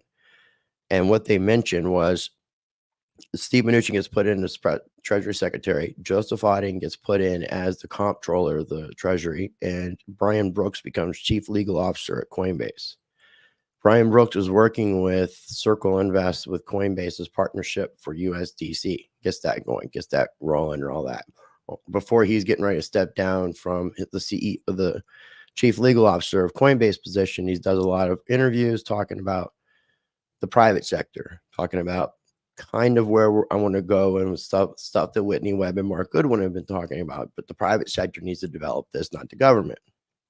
Moving forward in the technologies of crypto and digital dollars and things to that effect. And ultimately, once Brian Brooks was able to complete his job, fulfilling what I feel like his role was at Coinbase as Chief Legal Officer in USDC, he steps down. Joseph Otting gets moved to a different position, and Brian Brooks is then put in as comptroller of the Treasury.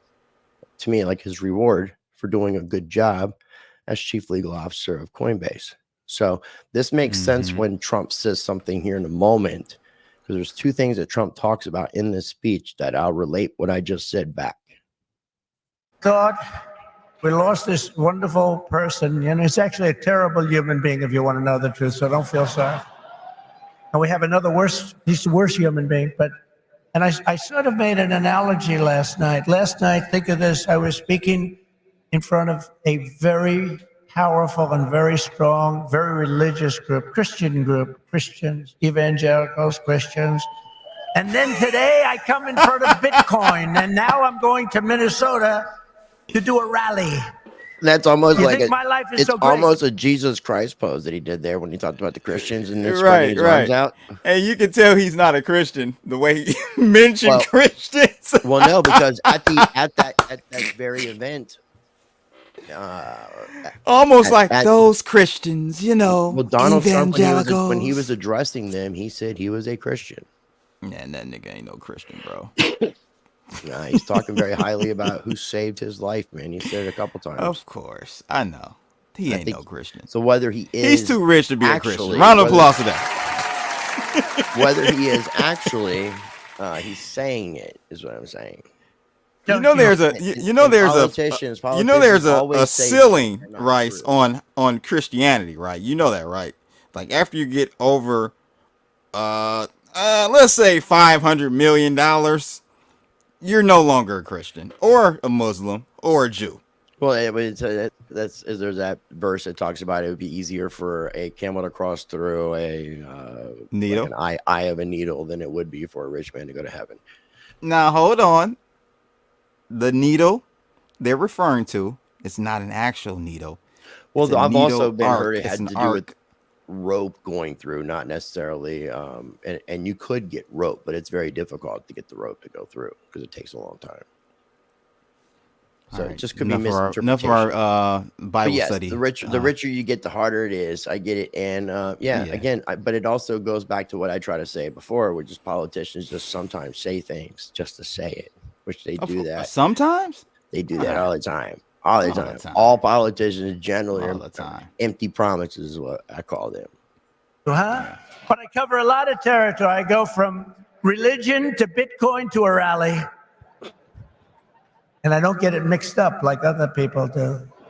That's what I'm saying. It's a comedy. You're over here laughing. Where they come out and they say, may God bless everybody involved in the Bitcoin world.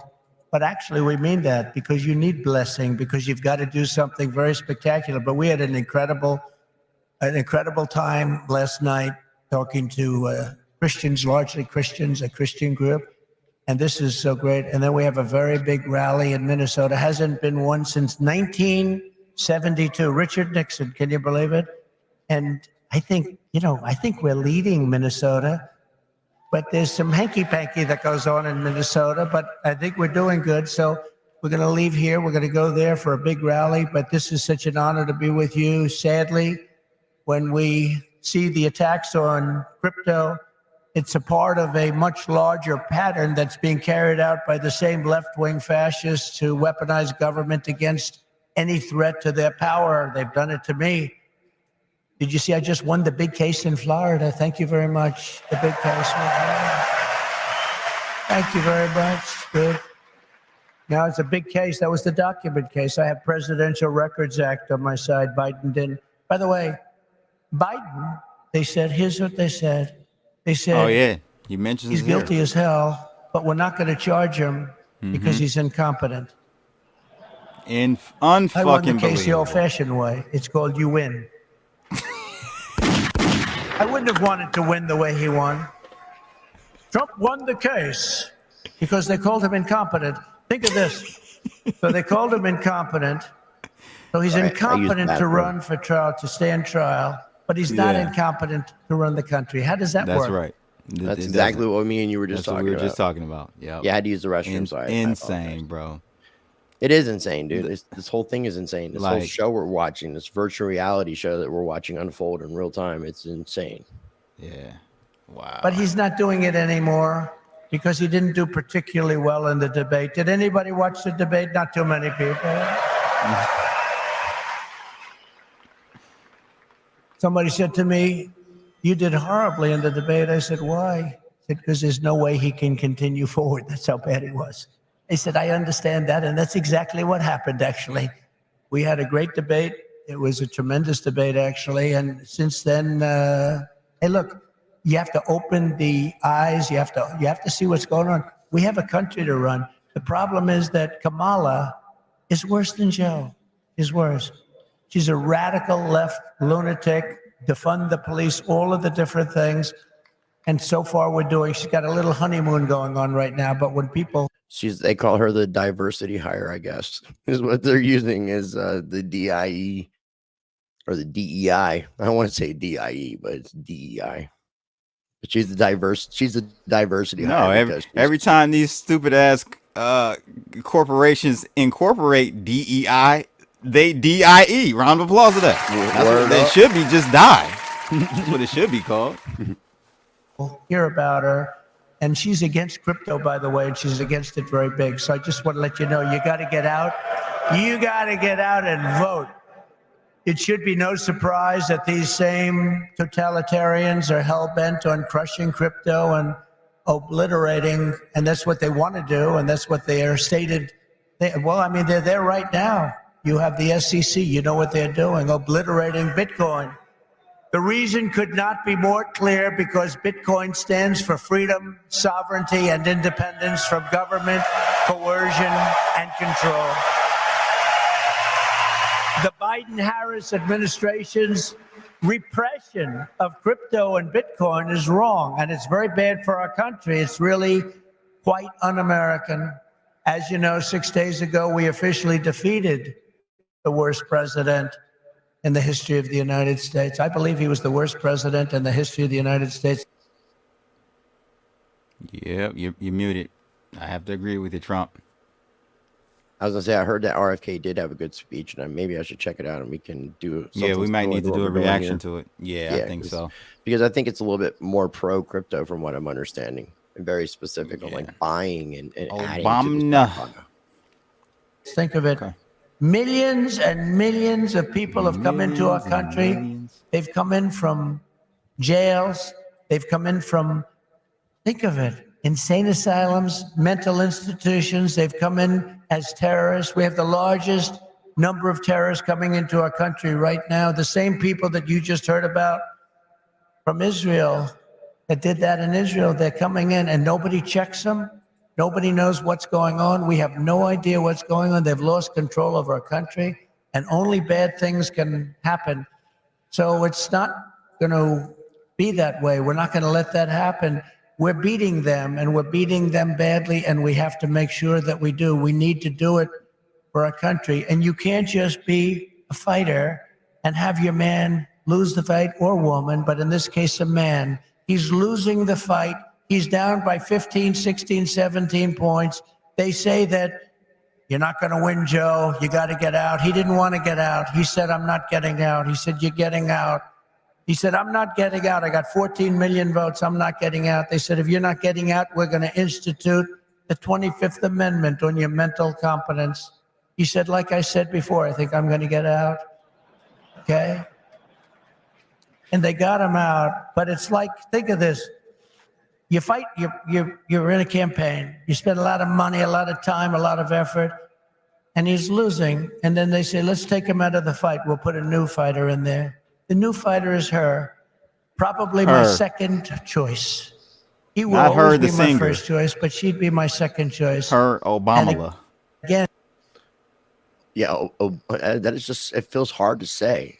Just Obama? Obama. It's It just rolls right off my tongue. I don't want, that sounds gross, and I don't want either one of them to come off out of my tongue, and I don't like to think of them as one, like combine them as one, like as if they were the same, like they were just melded They're together both black. and became. It's like Allegedly. it's almost like the white Hotep Jesus. Hey, what's out up? there? Yeah, you got to show that one. What's We'll have up to with them find it. both being like half black? That kind of works. Very Them caramel. I merging know, but it'd be very together. I've seen pictures and it looks weird as hell, man. It's just it's very demonic looking. It's so strange. You got to say it like Trump. Obama. Does he actually say that? No, I don't think so. 'Cause I don't think I've he ever said. heard I him think say he that. said Obama. I think he It's- said Obama. In the She apparently claims to be black, but I don't think she actually has any black in her. I just think her darkness is from some other stuff. Her father is Jamaican, but I think he's A white Jamaican? Indian. I think he's Indian. A white Jamaican Indian. Yeah. Wouldn't that be an interesting? She got the black little tang, the black tang speech Indian down. Bohemian. She's got that down pat. She's got that down pat. Obama law is Indian and Bohemian. There you go. Obama law. and if we don't win this race, and I know you're not that political, but you have to be political because your whole thing, I mean, you have a lot of politics involved in what you do. If we don't win this race, this country could be finished as we know it. This country is going to be in bad shape, and we have to be in there. We have to fight, and we have to win. And I pledge to the Bitcoin community He just said something that I thought was really important, real quick. that we're going to institute the 25th Amendment on your mental competence choice. And again, if we don't win this race, and I know you're not that political, but you have to be political He says, I know you're not that political, but you have to be political. because your whole thing, I mean, you have a lot of politics involved in what you do. And that goes back to all the YouTube channels that talk about we're not political and all this, but Oh man. but crypto is political. Even Donald Trump admitted, bro, like, money it's is political. No, money and freedom is political, and that's what Bitcoin is supposed to represent. You damn sure got to There you be go. political. True, Those people true. are towing the line and being pussies. Round of Just want applause. to recognize that fact because we talked about that a lot.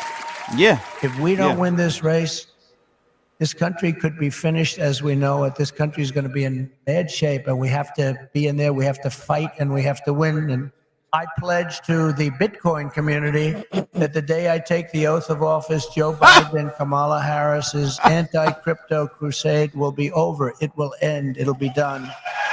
It'll be done. The moment I'm sworn in, the persecution stops and the weaponization ends against your industry. And as long as I'm in the Oval Office, Elizabeth Warren, Pocahontas, do you remember? Oh God. Yes, I'm an Indian. Yes, she said, I'm an Indian. Why are you an Indian? You don't look like an Indian. No, my mother told me I have high cheekbones. Oh, that's why she was an Indian.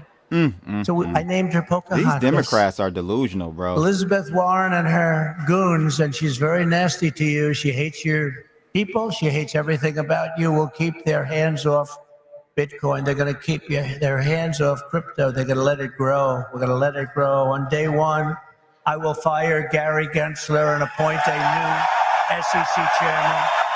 Here we go. Sign number 2. He didn't even read the speech before going out there to use it. So, real quick, have you looked into this?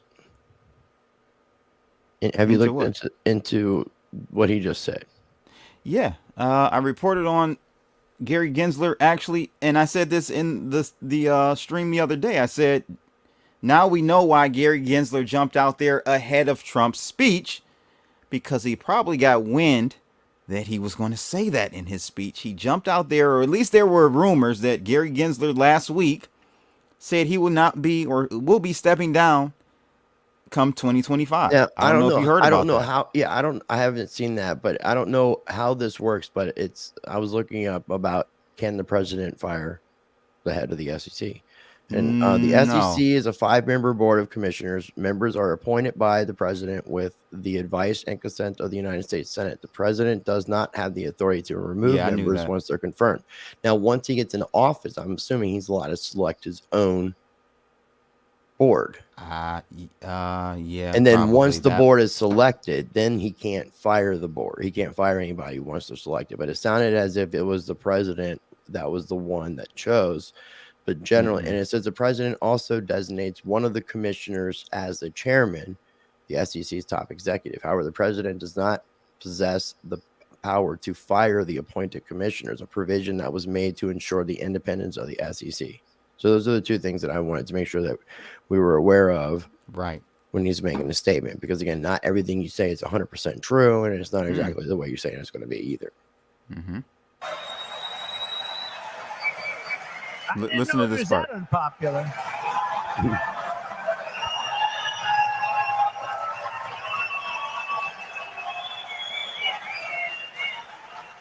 Well, I didn't know he was that unpopular. Let me say it again. On day 1, I will fire Gary Gensler. That's the best reaction he's gotten. Look, everybody, I stood up, man.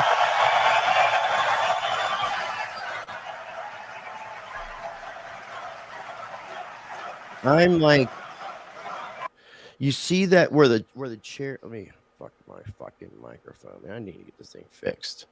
Do you see where the chairs are, like right above where our heads are at? Yes. I was kind like that section I could see right there. So I was basically like, if you count those chairs, maybe 4 chairs in on the row behind it, which would be the first row in that VIP section. So you see there's only one row, but like one section in front of me before Trump. Because where those seats are that we see right above us all the seats that go straight all the way to where the security line is. Were you concerned about a sniper or a bomber? No, not with that security there. No. Even once, they had security in Butler I know, allegedly, but that was outside and this is inside. That's the difference for one. But after experiencing the security flaws, in my opinion, I still felt very, very safe that day. I will say that there were so many Secret Service agents. It was insane, plus cops. So it was a lot of law enforcement.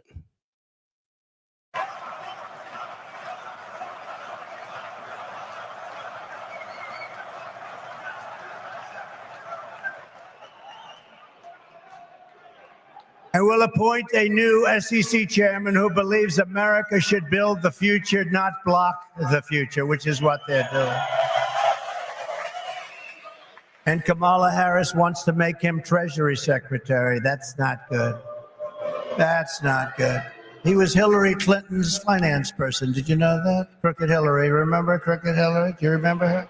Anybody remember? He was the finance chairman of Hillary Clinton's campaign against the gentleman known as Donald Trump. Not a popular person. He's like, do you remember that murderous twat? Does anybody remember her? Or do you remember Hillary? Yeah, she ran against a person that I'm going to speak about, which is myself in third person, Donald Trump. It's just so funny how he's like just overemphasizing the whole "do you remember?" as if nobody remembers her.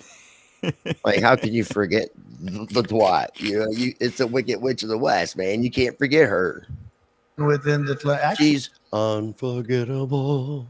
I don't forget people that say black people eat came chicken. to my wedding. Oh, Do you know that? I don't even eat Our chicken. great First Lady Melania came to our wedding, and Bill came to our wedding. But it's amazing things when you run for office. A lot of things change in your life. A lot of things change. As president, I will immediately shut down Operation Choke Point 2.0. Let's think about they that. Want to choke you. They want to choke. I think whoever is in his ear wrote this speech or contributed in helping to write the speech, but he's got somebody or he talks about having like an advisory board, like a crypto committee or something.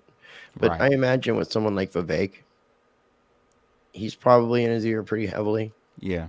And Vivek, I don't think Trump knows what Operation Choke Point 2.0 is. I'm gonna be honest with you. I think he was probably briefed on it, but it's not like he was going to be interviewed about it. So he didn't have to, and this is all he had to know. So I think, yes, it was. They're trying to choke you out. They're trying to choke you out. It was a teleprompter, but again, I think that he's still halfway more. I think he knows a lot more than people are giving him credit for. I think he's a smart enough businessman to realize what he said in the very beginning. This is the best performing asset of all time. You cannot, even as an entrepreneur businessman, you cannot ignore that. So, and you just can't. So he's admitted it. So I think he's a lot more aware than we think. And whether he's going to deliver on his promises, I can't say. Can't 100% say, because it depends on who else gets elected and how much control, like the Republicans have in the House and such. So we have to see how that goes. I mean, if it's a lot more Republicans getting in office where he could possibly get some things done, then yeah, we could see a lot of positive things happen for crypto. But we also are anticipating a crash and depression or recession or something that me and you have agreed is going to happen in his term at some point. So let's continue. You out of business. We're not going to let that happen. And no longer will your government sit by and watch as Bitcoin jobs and businesses flee to other countries because America's laws are too unclear and too tough and too angry and too stiff. We will keep each and every Bitcoin job in the United States of America. That's what we're going to be doing. Upon taking office, I will immediately appoint a Bitcoin and crypto presidential advisory council. Would anybody like to be on that particular council? Please raise your hand. If somebody called you up from Trump's camp and said, "Hey, is Mr. Crypto Blood there?" Why the Southern accent? I don't know. Okay, let's role play this. Okay, I'm listening. So basically, I'm going to kill this microphone. Basically, they're asking you if you would like to be on this crypto advisory committee for President Donald Trump. Would you accept this honor? Would you protect and serve your country and take an oath to the Constitution of the United States and serve under Donald Trump? Would you do that, Mr. Crypto Blood? No doubt. No doubt. I'd have to go with the stipulation that I'm still allowed to do everything else that I continue to do. No, and if they're cool with that, like me like smoking what? my herb and partying, drinking, and what I want to, and things like that. Maybe being a little bit of an embarrassment to the government for being in that position, quite possibly. No, man. There are rules to this engagement. There are rules to engagement. You gotta give up some things to get some things, my friend. Right. And then you can get the adrenochrome. Okay, let's continue. Their task will be to design transparent regulatory guidance for the benefit of the entire industry, and they will get it done in 100 days. We will have regulations, but from now on, the rules will be written by people who love your industry, not hate your industry, people that want to make it clear and simple, straightforward and fair, people that want to see your industry thrive, not dive. Next, I will immediately order the Treasury Department and other federal agencies to cease and desist all steps necessary because, there's a thing going on in your industry. They want to move the creation of a central bank digital currency. It's over. Forget it. CBDC. There will never be a CBDC while I'm president of the United States. CBDC. Now, this comment's funny. How's he? This Okay, comment's yeah, funny. I was wondering about this. I'm not sure. It's all good. I mean, I am a hater on a lot of things. Depends on what you're talking about specifically. What, hating on the fact that I had to quit smoking weed? I don't know what be on the JD. advisory What are you council? referring to? Let us know.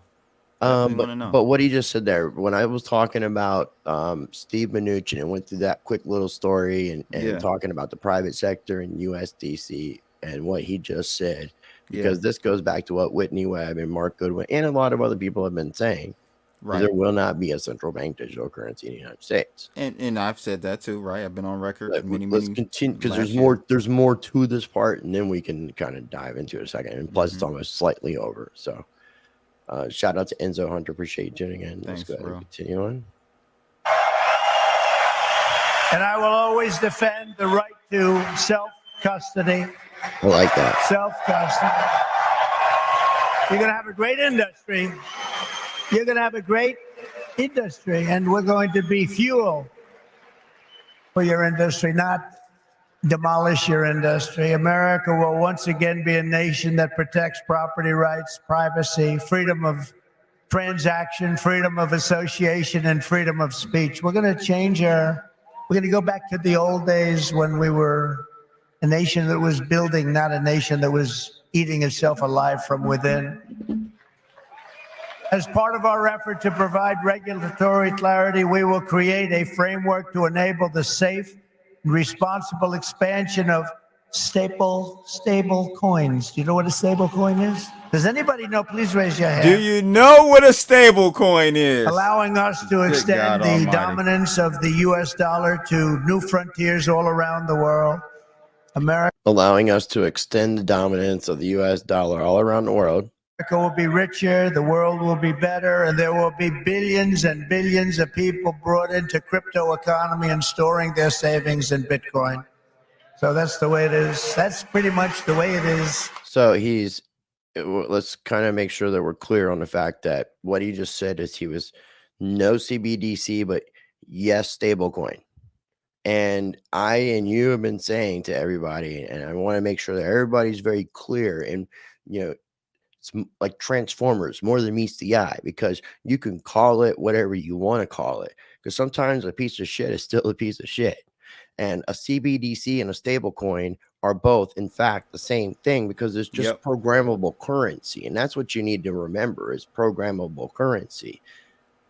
Doesn't matter what they call it. Doesn't have to be a central bank digital. And actually going into that, and this is another reason why I like the Whitney Webb, Mark Goodwin stuff as well, is because they talk about the fact of, how the treasury market, what's going on and backing up stable coins with the treasuries. They're already talking about the dollar almost becoming a default currency around the world because of how much it's already being used and the failure of all the other fiat currencies. So there's a lot of really interesting factors that kind of come into play when it comes to that aspect. And when also the other deal is if a central bank digital currency is to be created, that would deal with like legislation. That's why the Federal Reserve said we cannot create a central bank digital currency because they can't. They have to have that done through congressional approval. And then if there is a central bank digital currency, it technically falls underneath regulatory stuff and technically falls underneath the Constitution. Technically, it would take many, many years of it's so much bureaucracy. It would take many, many years for that to even occur. So it's so much easier to allow for the private sector to do it because then you don't have to worry about all that legislation and all that other crap.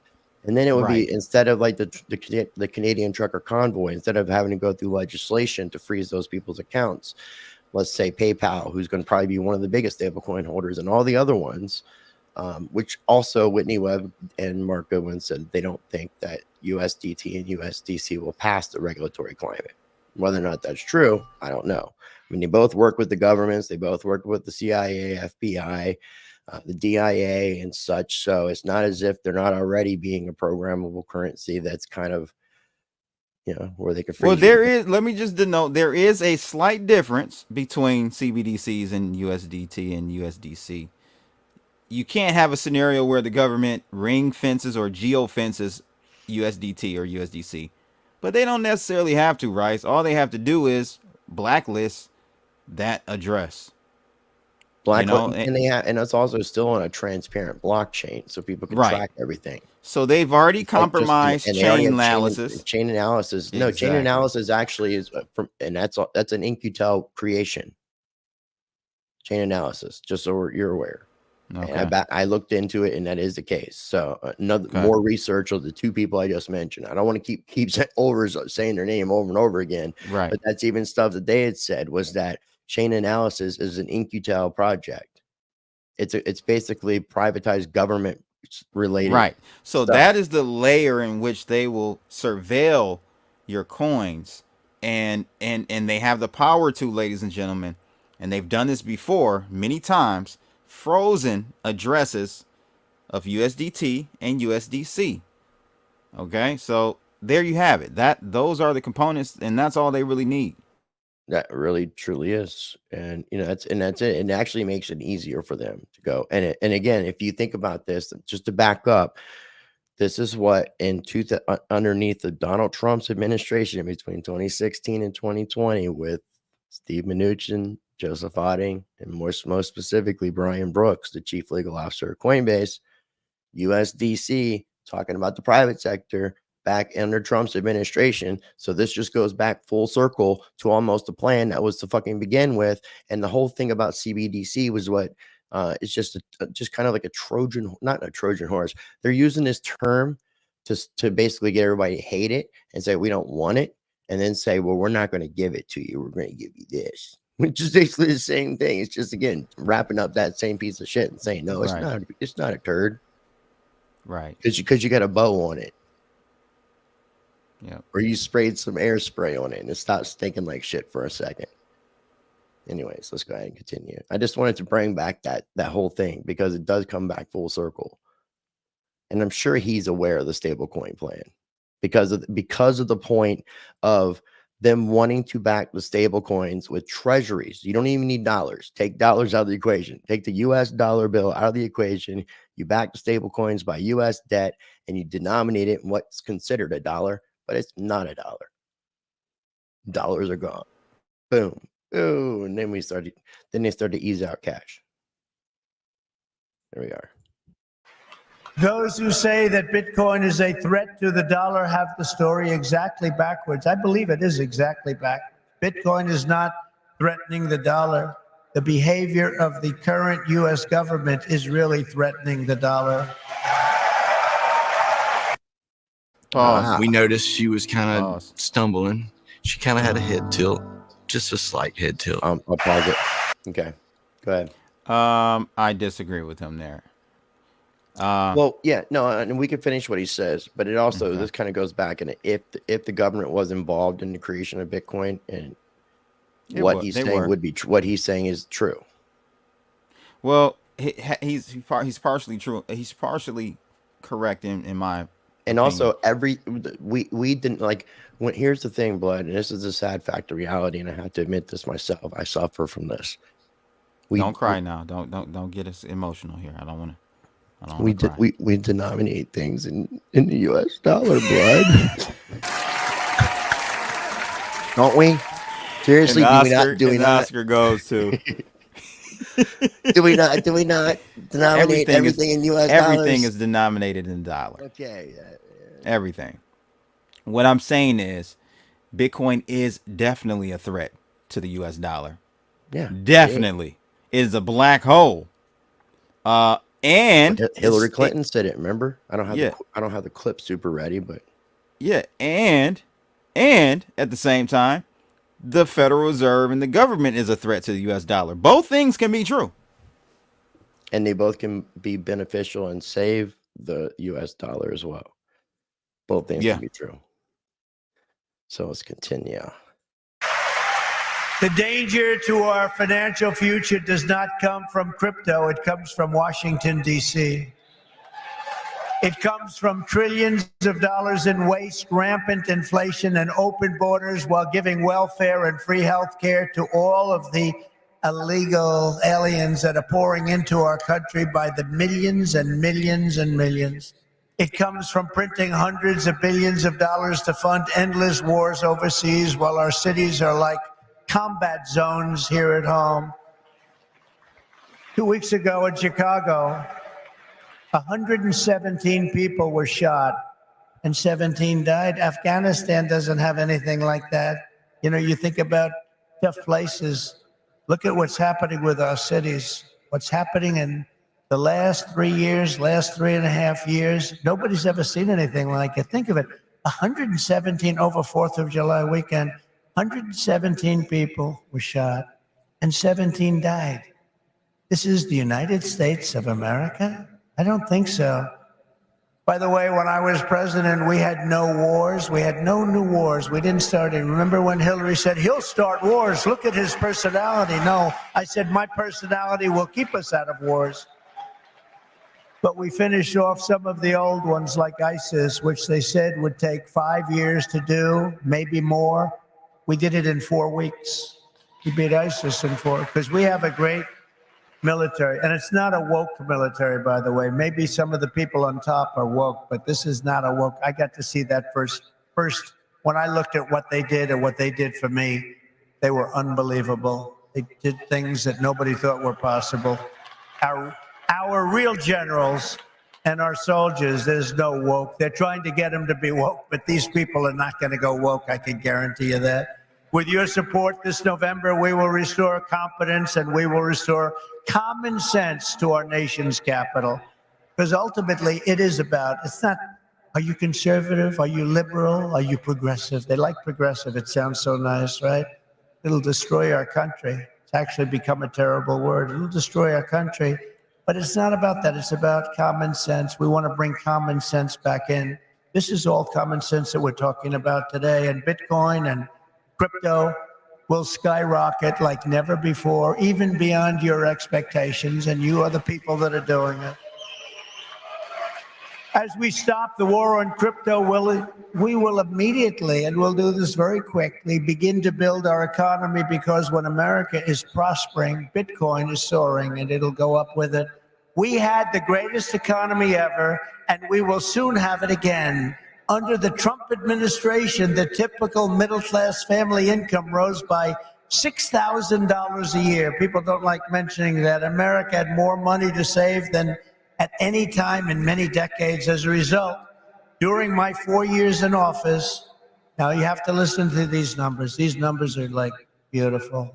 And I don't want to repeat myself.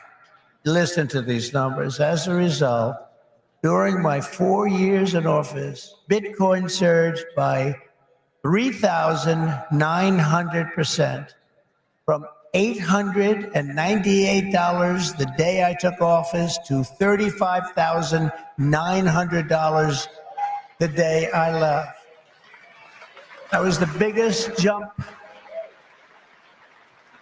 I guess, in just about any industry. Think of that. Now compare that to just after 3.5 years of Biden and Harris, adjusted for inflation, Bitcoin is up 50%. Now 50% sounds good, but not when you're comparing it to almost 4,000%, right?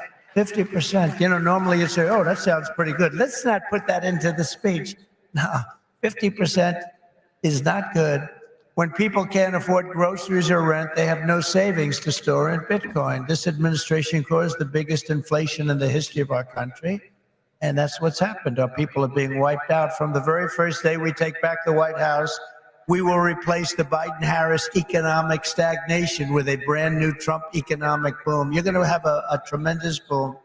You know, you have a lot of great analysts out there, Scott. I'm talking about you, Scott, one of the greatest of all. The Scott. And others that say the stock market's going up because they think Trump is going to be elected. And if Trump isn't elected, this country's going to go into a depression, the likes of what you had in 1929, and I hope that's not true, but I can Yeah, understand. Paul, I just want to comment on that manifest reality. What he said there. If you want to bring that back up, that's so very true. It was actually his actions. You went back way too far. No, I didn't. I took it back. That say the stock market's going up because they think Trump is going to be elected, and if Trump isn't elected, this country's going to go into a depression, the likes of what you had in 1929, and I hope that's not true, but I can understand it, and I can understand what they're saying. The stock. Yeah, so he's saying stock market go up if I get vote in, stock market go down if I no get vote in. No, I was referring to the Bitcoin bad crash, part. Bad crashy. No, I was referring to the Bitcoin part where he was saying that when he came into office, Bitcoin was at X dollars, and when he left. Yeah, I mean, again taking credit for something, and I don't know that a Bitcoin actually had its biggest percentage increase between the 2016-2020 period. You can do the math. Yeah, I don't know. It sounds kind of right, though. It sounds kind of right, but it doesn't mean it was because of Trump. It was already just going to happen naturally because of the progression of how a Ponzi scheme works. Exactly. It had nothing to do with the more money comes in, the more, but again, that goes back to what Bozak said. Everything's a Ponzi scheme. Everything. It sure is. Round of applause to that. Shout out to Coochie. All right. Want to continue? Yeah. Okay. Stock market gain, they think, is because I think we got here it says about 12, 13 minutes. Looks like we're going to win the election. And I don't know what's going to happen with the election. They cheat like hell, and I don't know what's going to happen. But if we win it, this country is going to be boomtown. It's going to be booming like it never boomed before. The current administration's economic plan includes trillions in new spending, and that needs to be used for a hip hop song. Just that booming like it's never boomed before. Booming like it's never boomed before. Because that's what this country's going to do. It's going to boom like it never boomed before. It's going to be boom town, baby. Boom town. $1 trillion tax hikes. They want to increase taxes by $5 trillion. They want the expiration of the Trump tax cuts to take place. They want a wealth confiscation tax so that when you make all of your money that you're going to make and all of the people you're going to employ, they want to take away your money in the form of a first time ever tax and a gigantic capital gains tax that will exceed substantially in many states over 50%. My plan is the opposite. We will lift the workers and we will create savers out of so many people, and we will reward success. We will not punish success. They want to punish success. They want to punish genius. I'm not going to let that happen. I will make the Trump tax cuts permanent and deliver massive tax cuts for families and individuals and businesses that produce jobs. That includes no tax on tips. You know that, right? Going to get rid of the tax on tips. By the way, with that being said, I'm never asking for an actual payment. I'm just going to require a certain amount in tip. I will cut unnecessary and burdensome regulations, fight every day to make America the best place on earth to build a business, including a crypto business. It's going to be the best place. You're not going to have to go to China. You're not going to have to learn, gee, how do I learn Chinese? I want to learn it very quickly. I have a little granddaughter that speaks fluent Chinese. Can you believe it? And it's a wonderful thing, but it's not easy, but you're not going to have to do it. Most importantly, for our citizens, it Chinese or Mandarin and Cantonese? Inflation nightmare that this administration has created, and we will Chinese, end it do they? quickly. It's got to end. It's destroying our country. Inflation is a country buster. You can go back many years to Germany, and you look at what happened to Germany during their huge period of inflation, destroyed the country. It's a country buster. The Bitcoiners. And I say to you that you recognize the dangers of inflation long before most others did. You understood inflation, frankly, better than anybody else. You know that, don't you? If only they had listened. They didn't listen to you. They didn't listen to you. The trillions of dollars in ridiculous waste approved by our opponents resulted in the very inflation disaster that Bitcoiners had always predicted. 20, 30, and even 40% of the value of every dollar was wiped out and wiped out quickly. You understood that, but a lot of other people didn't. The life savings of millions of Americans was rapidly destroyed. And very simply, uncontrolled inflation is a stealth taxation of the middle class. It really is. It's a stealth taxation. I call it the Biden tax. Now I'll call it the Harris tax or the Harris-Biden tax or whatever the hell we're going to call them. But it's a disaster. It's a tax of 50%. It's a 50% tax. Inflation, think of it. It's a 50% tax on people, 50. This is a human tragedy, and it's destroyed people. It's a national disgrace. It's destroyed everything in its way. It must never be allowed to happen again, and it won't. When I'm president, I guarantee you it won't happen, because we're going to do things that make sure it doesn't happen. They've allowed pricing to get totally out of control. We're going to do energy, bring it down to levels that people have not seen in many, many years. We had it at levels. We were at $1.87 for a gallon of gasoline. You don't see that right now. For 4 straight years, under my leadership, we had effectively no inflation, none. When I left office, it was 1.4%, and then it stayed there for almost 2 years. Remember when Biden said it was 9? I inherited 9%. That was just. I'm pretty sure that that number is pretty often skewed, because, I mean, even the Federal Reserve aimed for 2% a year. So 4 years, that would be 8% if you want to be technical, right? Yeah. Okay. Another lie. Misinformation, disinformation. We gave them a hot country. We went through the COVID. We did an incredible job. Never got credit for that. Always got credit for the economy, for the military. We rebuilt the military. We created Space Force. We did so many different things. Never got credit for that. You know what? We gave them a great country with essentially no inflation. And after 2 years, they drove this country, and they drove inflation through the roof. 2 years, cost of living went up, in some cases by over 50%. They say 22%. They like to say 22, but it could be much higher, and it is much higher depending on what they include. They don't include things like interest rates that went from 2.5% to 10%, but you can't get the money. When I return to the White House, I will stop the wild and wasteful spending of this administration. I will end the endless wars. They never stop. Again, we had no wars. We had no new wars under your favorite president, President Trump. We had no new wars. They thought I was going to start a war. Let me tell you something. I'm going to stop World War III, because we're closer to World War III than we've ever been since the end of World War II. I will seal the border and stop the invasion of millions of people pouring into our country illegally. We will totally defeat, and we will do this quickly. We will defeat inflation, and together we will bring back the American dream for citizens of every race, religion, color, and creed. We will bring it back, the American dream. You don't even hear the statement American dream anymore. You don't hear those words anymore. We used to talk about the American dream. A lot of you people are in the American dream, but you're going to be crushed if you don't elect me. I hate to tell you.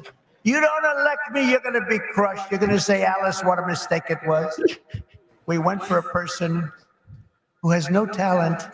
She's been a failure at almost everything she's done instead of Trump. And look at us now. We're going to move into an extremely small house from our beautiful house. But we will end the war on American energy, and we will very simply drill, baby, drill. We're going to drill, baby, drill. We have to. It's what we have. We have more liquid gold under our feet than any nation in the world, more than Saudi Arabia, more than Russia. We don't use it. We don't use it. They use it. We don't use it. We go out and buy oil from Venezuela. It's amazing. But we won't stop there. We will harness American energy in all forms. I have set the ambitious goal that by the end of my term, the United States will be the #1 lowest cost of energy and electricity of any nation on earth. We can make it so inexpensively. Because of what we have under our feet, we can make it so inexpensively. And with low energy costs, America will become the world's undisputed Bitcoin mining powerhouse. You'll be a Bitcoin mining powerhouse. You will not have to move your family to China. You will not be moving to China. As we implement these reforms, Bitcoin and crypto will grow our economy, cement American financial dominance, and strengthen our entire country long into the future. Many Americans do not realize that the United States government is among the largest holders of Bitcoin. Does anyone know that? How about that? The federal government is almost 210,000 Bitcoin, or 1% of the total supply, of which they seized and took from people. Some might have been criminals, some may not have been, but that's all seized. And really wouldn't be boisterous about that. It's like the reason you have that much Bitcoin is because you use law enforcement against people and you took it from them. You seized those assets. It's not as if the America decided to I guess it's no different than what Mr. Sekila says here. I mean, did we ever buy the oil? Either. We just took it. That's what the U.S. does. Round of applause for being street smart. For it. I mean, we're all playing a game. All the countries, they play a big game of Monopoly while we play a smaller game of Monopoly. The macro, the micro, but it's all as above, so below. Very Kabbalion-esque there. Yeah, okay. Man. Right. Yeah, we're maturing. We're growing up, boys. Yes, for sure. That will ever exist. But for too long, our government has violated the cardinal rule that every Bitcoiner knows by heart. Never sell your Bitcoin, right? I'm surprised you didn't say hodl. Right, huh? That's right. How did I figure that one? Never sell your Bitcoin. And so, as the final part of my plan today, I am announcing that if I am elected, it will be the policy of my administration, United States of America, to keep 100% of all the Bitcoin the U.S. government currently holds or acquires into the future. We'll keep 100%. I hope you do well, please. Now, real quick, I know it's about over. It's like less than 4 minutes, but there is obviously rumor. Well, not rumor. Some of the Bitcoin that the U.S. has in possession has been moved to another wallet.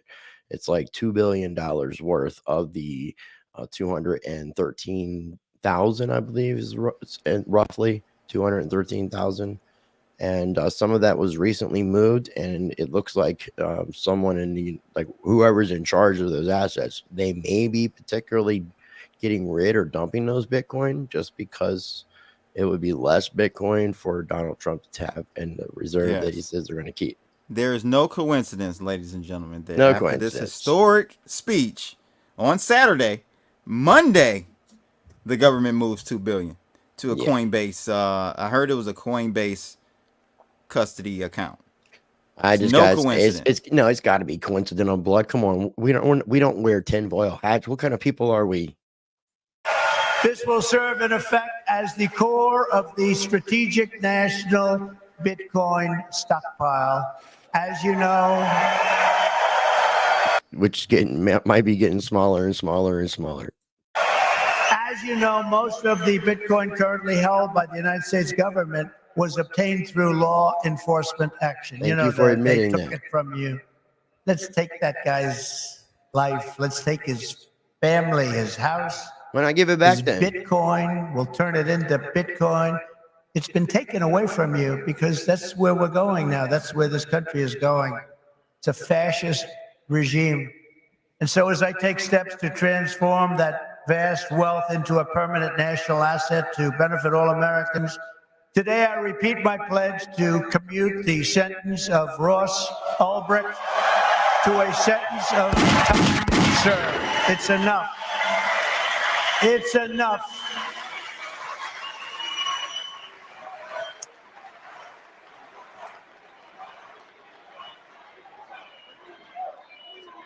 I was disappointed. That's where we are. I was supremely disappointed in that whole week free Ross chant. That was weak. That was very weak. They got more excited about Gary Gensler. Of course. Because it affects their... See, you know why, though? Yeah. Hey, hold on. Huh? It affects their money directly, right?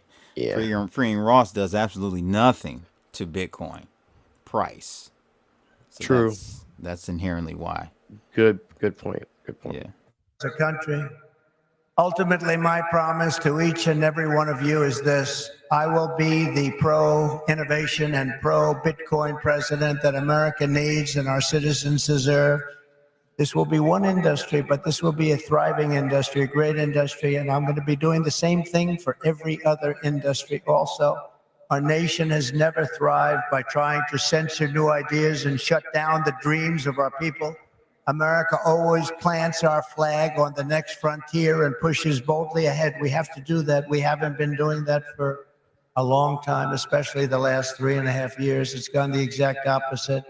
Those of you in this room inherit the legacy of generations of American pioneers and patriots, risk takers and renegades who settled this continent, built the modern world, and lived on the bleeding edge. You live on a bleeding edge. You do know that, Bitcoiners, don't you? You are the modern day Edisons and Wright brothers and Carnegies and Henry Fords, and what you do in your lifetime stands a chance to outlive us all and inspire humanity for generations to come. This will go down as a very important day in the history of your industry. Together, you are building America's future with your own smarts, your own grit, and your own skin in the game. You have a lot of skin in the game, and that's what you're doing. It takes courage to do it. Most people don't have that courage. My job will be to set you free and to let you do what Americans do best and what you're going to do better than anybody. Win, win, win. You're going to win, win, win. With energy, passion, and brilliance like we have rarely seen before, our country cannot fail. We're a failing nation right now, but we're not going to be for long. Our country cannot fail. With your help, we will save our nation, we will restore our republic, and we will make America and Bitcoin bigger, better, stronger, richer, freer, and greater than ever before. Thank you all. Have a good time with your Bitcoin and your crypto and everything else that you're playing with. And we're going to make that one of the greatest industries on earth. Good luck, and God bless you all. Thank you. God bless you. Thank you. And everything else you're playing with. Good luck with your Bitcoin, your crypto, and everything else you're playing with there, all you youngins. Win-win. Turn the deuce to a 4 to a 9. Made history. Half to a whole overnight. This is victory. We just got it wrong.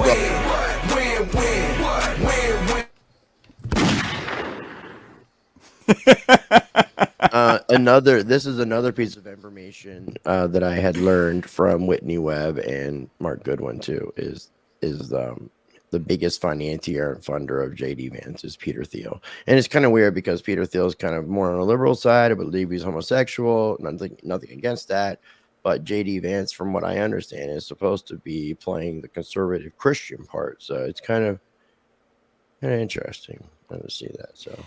Yeah, that's going to be an interesting development in my eyes. I don't really give a hell as long as his policies are, aligned with the country. He can be a transgender loving, whatever you want to be. I don't give a. So real quick, you and I had intended to listen to Cynthia Lummis, and we have already gone over 2 hours, right? Almost 2:20. So we're going to call it quits, obviously. Yeah. What I would like to do, because I know we're doing the FOMC meeting tomorrow. Right. Hopefully Seth will be joining us from Mind Your Biz. Not 100%. We haven't got confirmation, but we're hoping he's going to be joining us. And then maybe Thursday or Friday, depending on your schedule, we can do the RFK and Cynthia Lummis and try not to, because we want to do the half-hour intro, that we did with the recap and all the things that we talked about before we actually got into the Donald Trump speech. But I still thought it was a great stream, man. Yeah, I do. I want to end with I want to get a letter grade from you on Trump's speech. I gave one yesterday. I mean, as far as what he had to say, I mean, it was written very well. I don't think he got away too much. I mean, somebody made a point that it was kind of like just talking points. But I think he was trying to cover a lot of ground because normally he talks longer than an hour. So I feel like he was kind of condensing things, and he was also trying to customize it to the people he was talking to, which I found to be obviously he won over a lot of crypto people in there. I'm not a Kool-Aid drinker. I thought it sounded good, but it's again, are you actually going to do the things that you're saying that you're going to do? So at this point, it's like now your actions are going to speak louder than your words, kind of thing. It's like you can say all kinds of words because that's what politicians do. And you said all kinds of words before and didn't deliver on everything. So, you know, and he delivered on a lot, though. He did, but I'm saying he didn't drain the swamp, but I didn't think those are very ambitious goals coming in. I don't think he could do that. I mean, I did like the fact that he was talking about self-custody. I mean, that was a really important thing that I thought that he mentioned. And also wanting to keep the innovation here in the United States. I can understand why he wouldn't want to go to other countries. Because, again, if you're trying to make sure that you're trying to get a country out of debt and you're dealing with taxation, the more that you can keep businesses like that, the more tax revenue you're going to be bringing in. So the grade, the grade, I would give it a wisdom bars is on your ass. B plus, A minus. It was strong. Okay, all right. I gave him a B minus. Yeah, it depends on how you look at it. You could look at it as an A minus, or you could look at it as a B plus, which I think are pretty much the same grade. Yeah. It just depends on who the teacher is, whether they want to make you feel better about the grade or not. Right. Because an A minus feels so much better than a B plus. Yeah, but it feels so much worse than an A. I agree. Or A plus. That's the only time a minus symbol is better, is when it's above the positive. Man, you're talking real trigonometry right now. Ronald, because an A minus is better than any kind, like a B minus, C minus, D minus. There is no F minus, because if you got an F, you're bad. You were bad. Or if you were in the special needs short bus class, you would have got like an S or a U. D minus is you know, I've gotten a couple D minuses in my life, and I never understood it. A D minus is an F. Basically, it's your teacher almost giving you like your participation trophy. Like a D minus, bro. You can't. That's a participation trophy.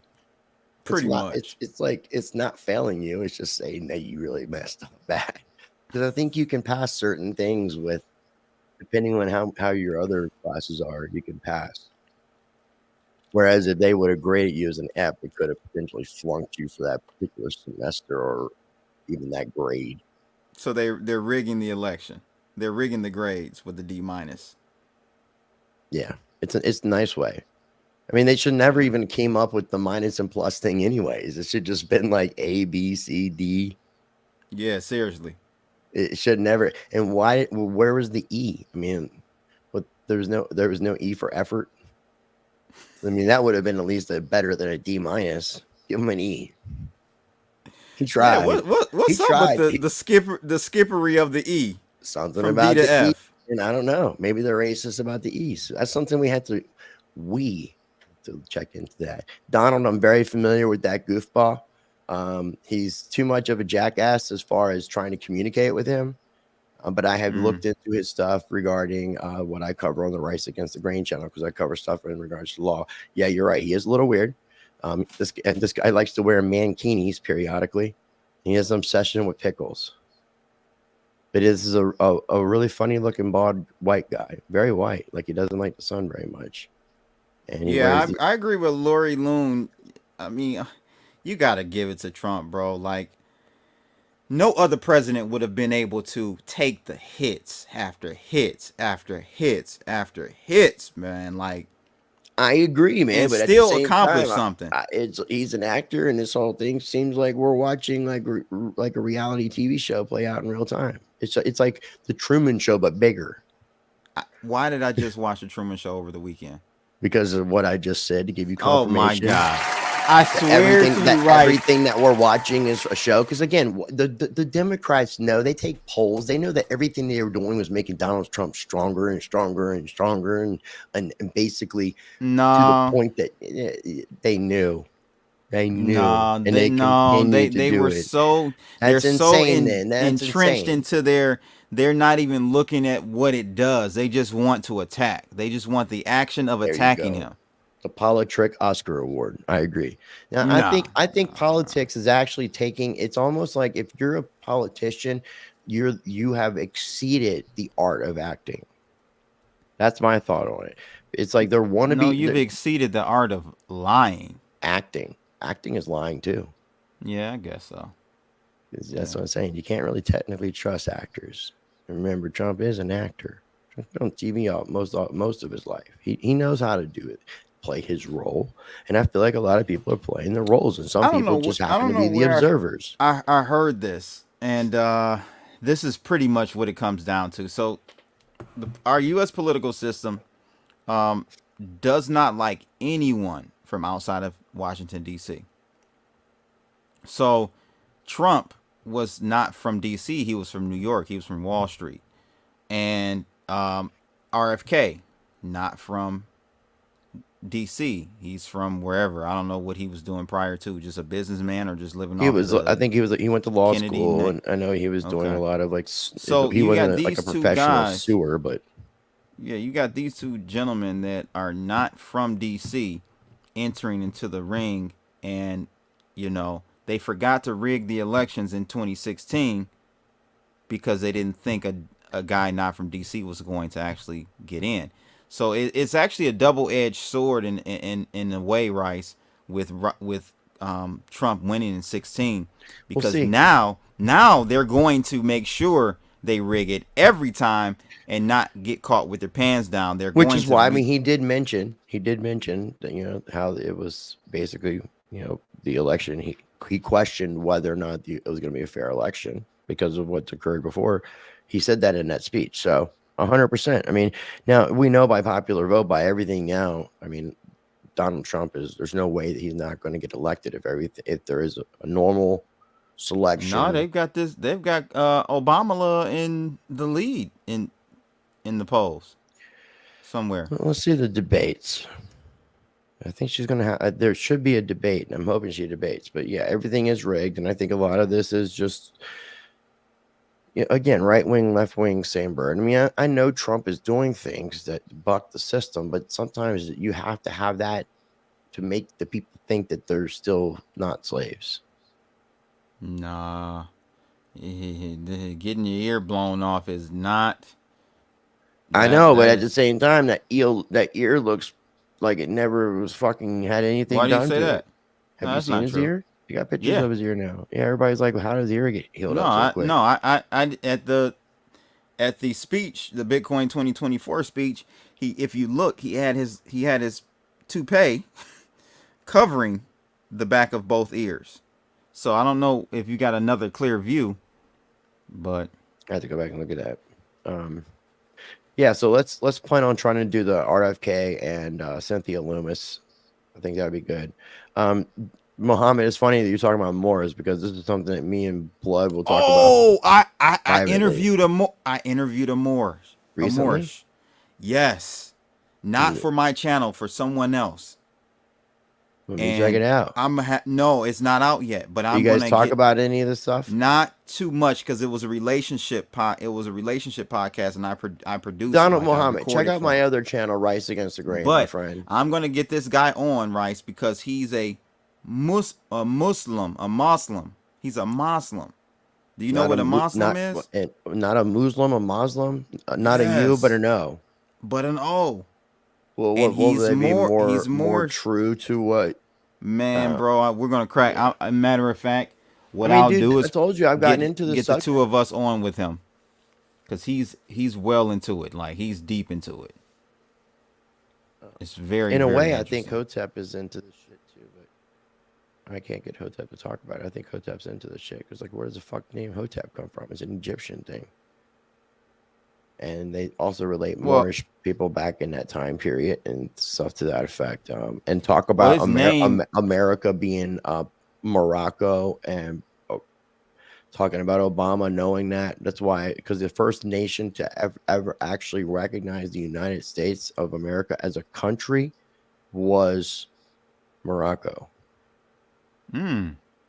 And there's a lot of Moroccan history that comes back here, and it relates back, and people say that it goes back to, that's where it goes back to, like, even like what we consider to be Native Americans looking very kind of not necessarily African, but copper skinned is the term that was used. Me and you talked about this privately, and this is stuff that you'll get. This is stuff that you'll get with the GXA when it's finally unveiled. So these are the kind of the kind of conversations I think that we're going to have in those factors with that GXA. Oh, so Pocahontas is not an Indian. Oh, okay. Round of applause for that. Well, I mean, Elizabeth Warren, my friend. Some of the red-skinned individuals still can be Native. It's just not all Native. She ain't red, bro. Native Americans are the same. So there would be like darker-skinned ones, and a lot of those were East Coast. Because I told you, I think it was Old Dirty Bastard. One of his earlier grandfathers, like 2-3 generations down, was like straight Native American. Mm-hmm. You know, there may have been some semblance of intermixing with African people at that point. I would assume so.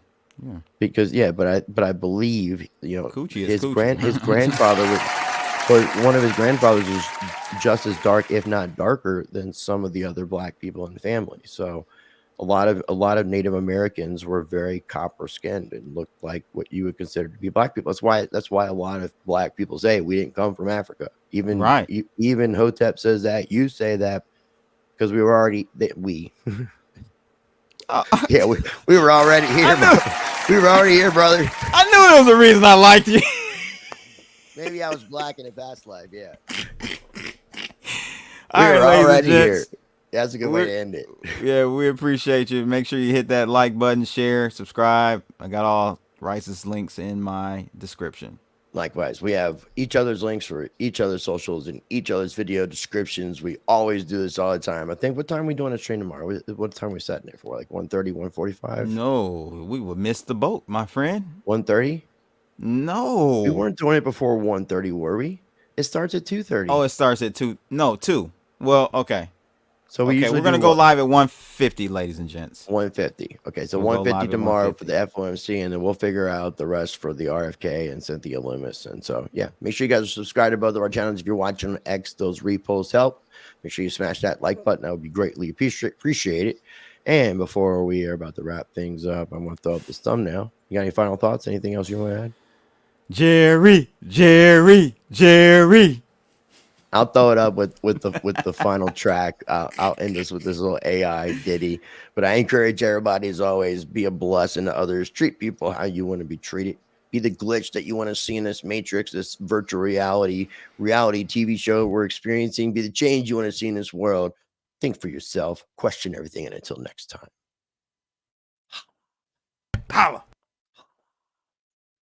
All right, here we go.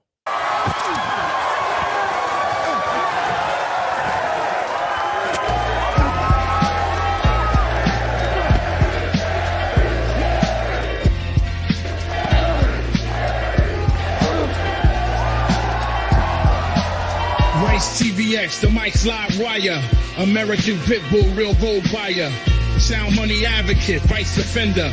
In the crypto arena, he's the top contender. From the gritty streets of the digital age, Rice lays wisdom, chapter and page. Silver, gold, he sports only the bold. Land, life, and liberty, these values hold.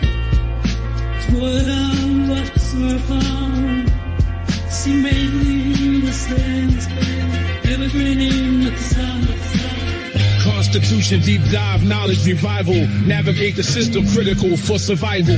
Rice engraved like inscriptions on metal. Pitbull in the game, lead foot on the pedal. Land acquirer, a strategic mind. In the fight for freedom, he's frontline. Educator on rights, the law he'll explain. Chris Rice, the Pitbull, breaking the chain.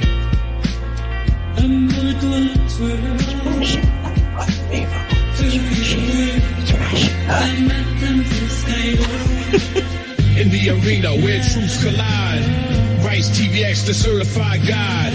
Silver and gold, land and rights. American Pitbull in the freedom fights. In a world of chaos, he's the calm in the storm. Teaching the masses, ready to inform. Keys to crypto, rights we cherish. His wisdom lights paths that others perish. Guardian of wealth, from digital to ancient. His legacy crafted, fearless and patient.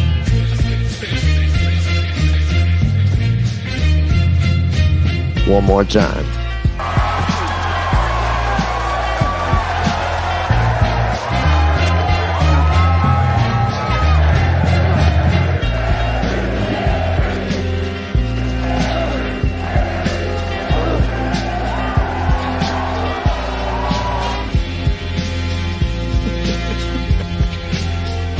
Yeah. Jerry. Real quick, before we begin, I want to encourage you, if you are not already subscribed to the channel, make sure you are subscribed. And if you are subscribed, make sure you are still subscribed. YouTube, unfortunately, has been unsubscribing a large amount of people over the past few months. So make sure you are still subscribed. And if you're not subscribed, what are you waiting for?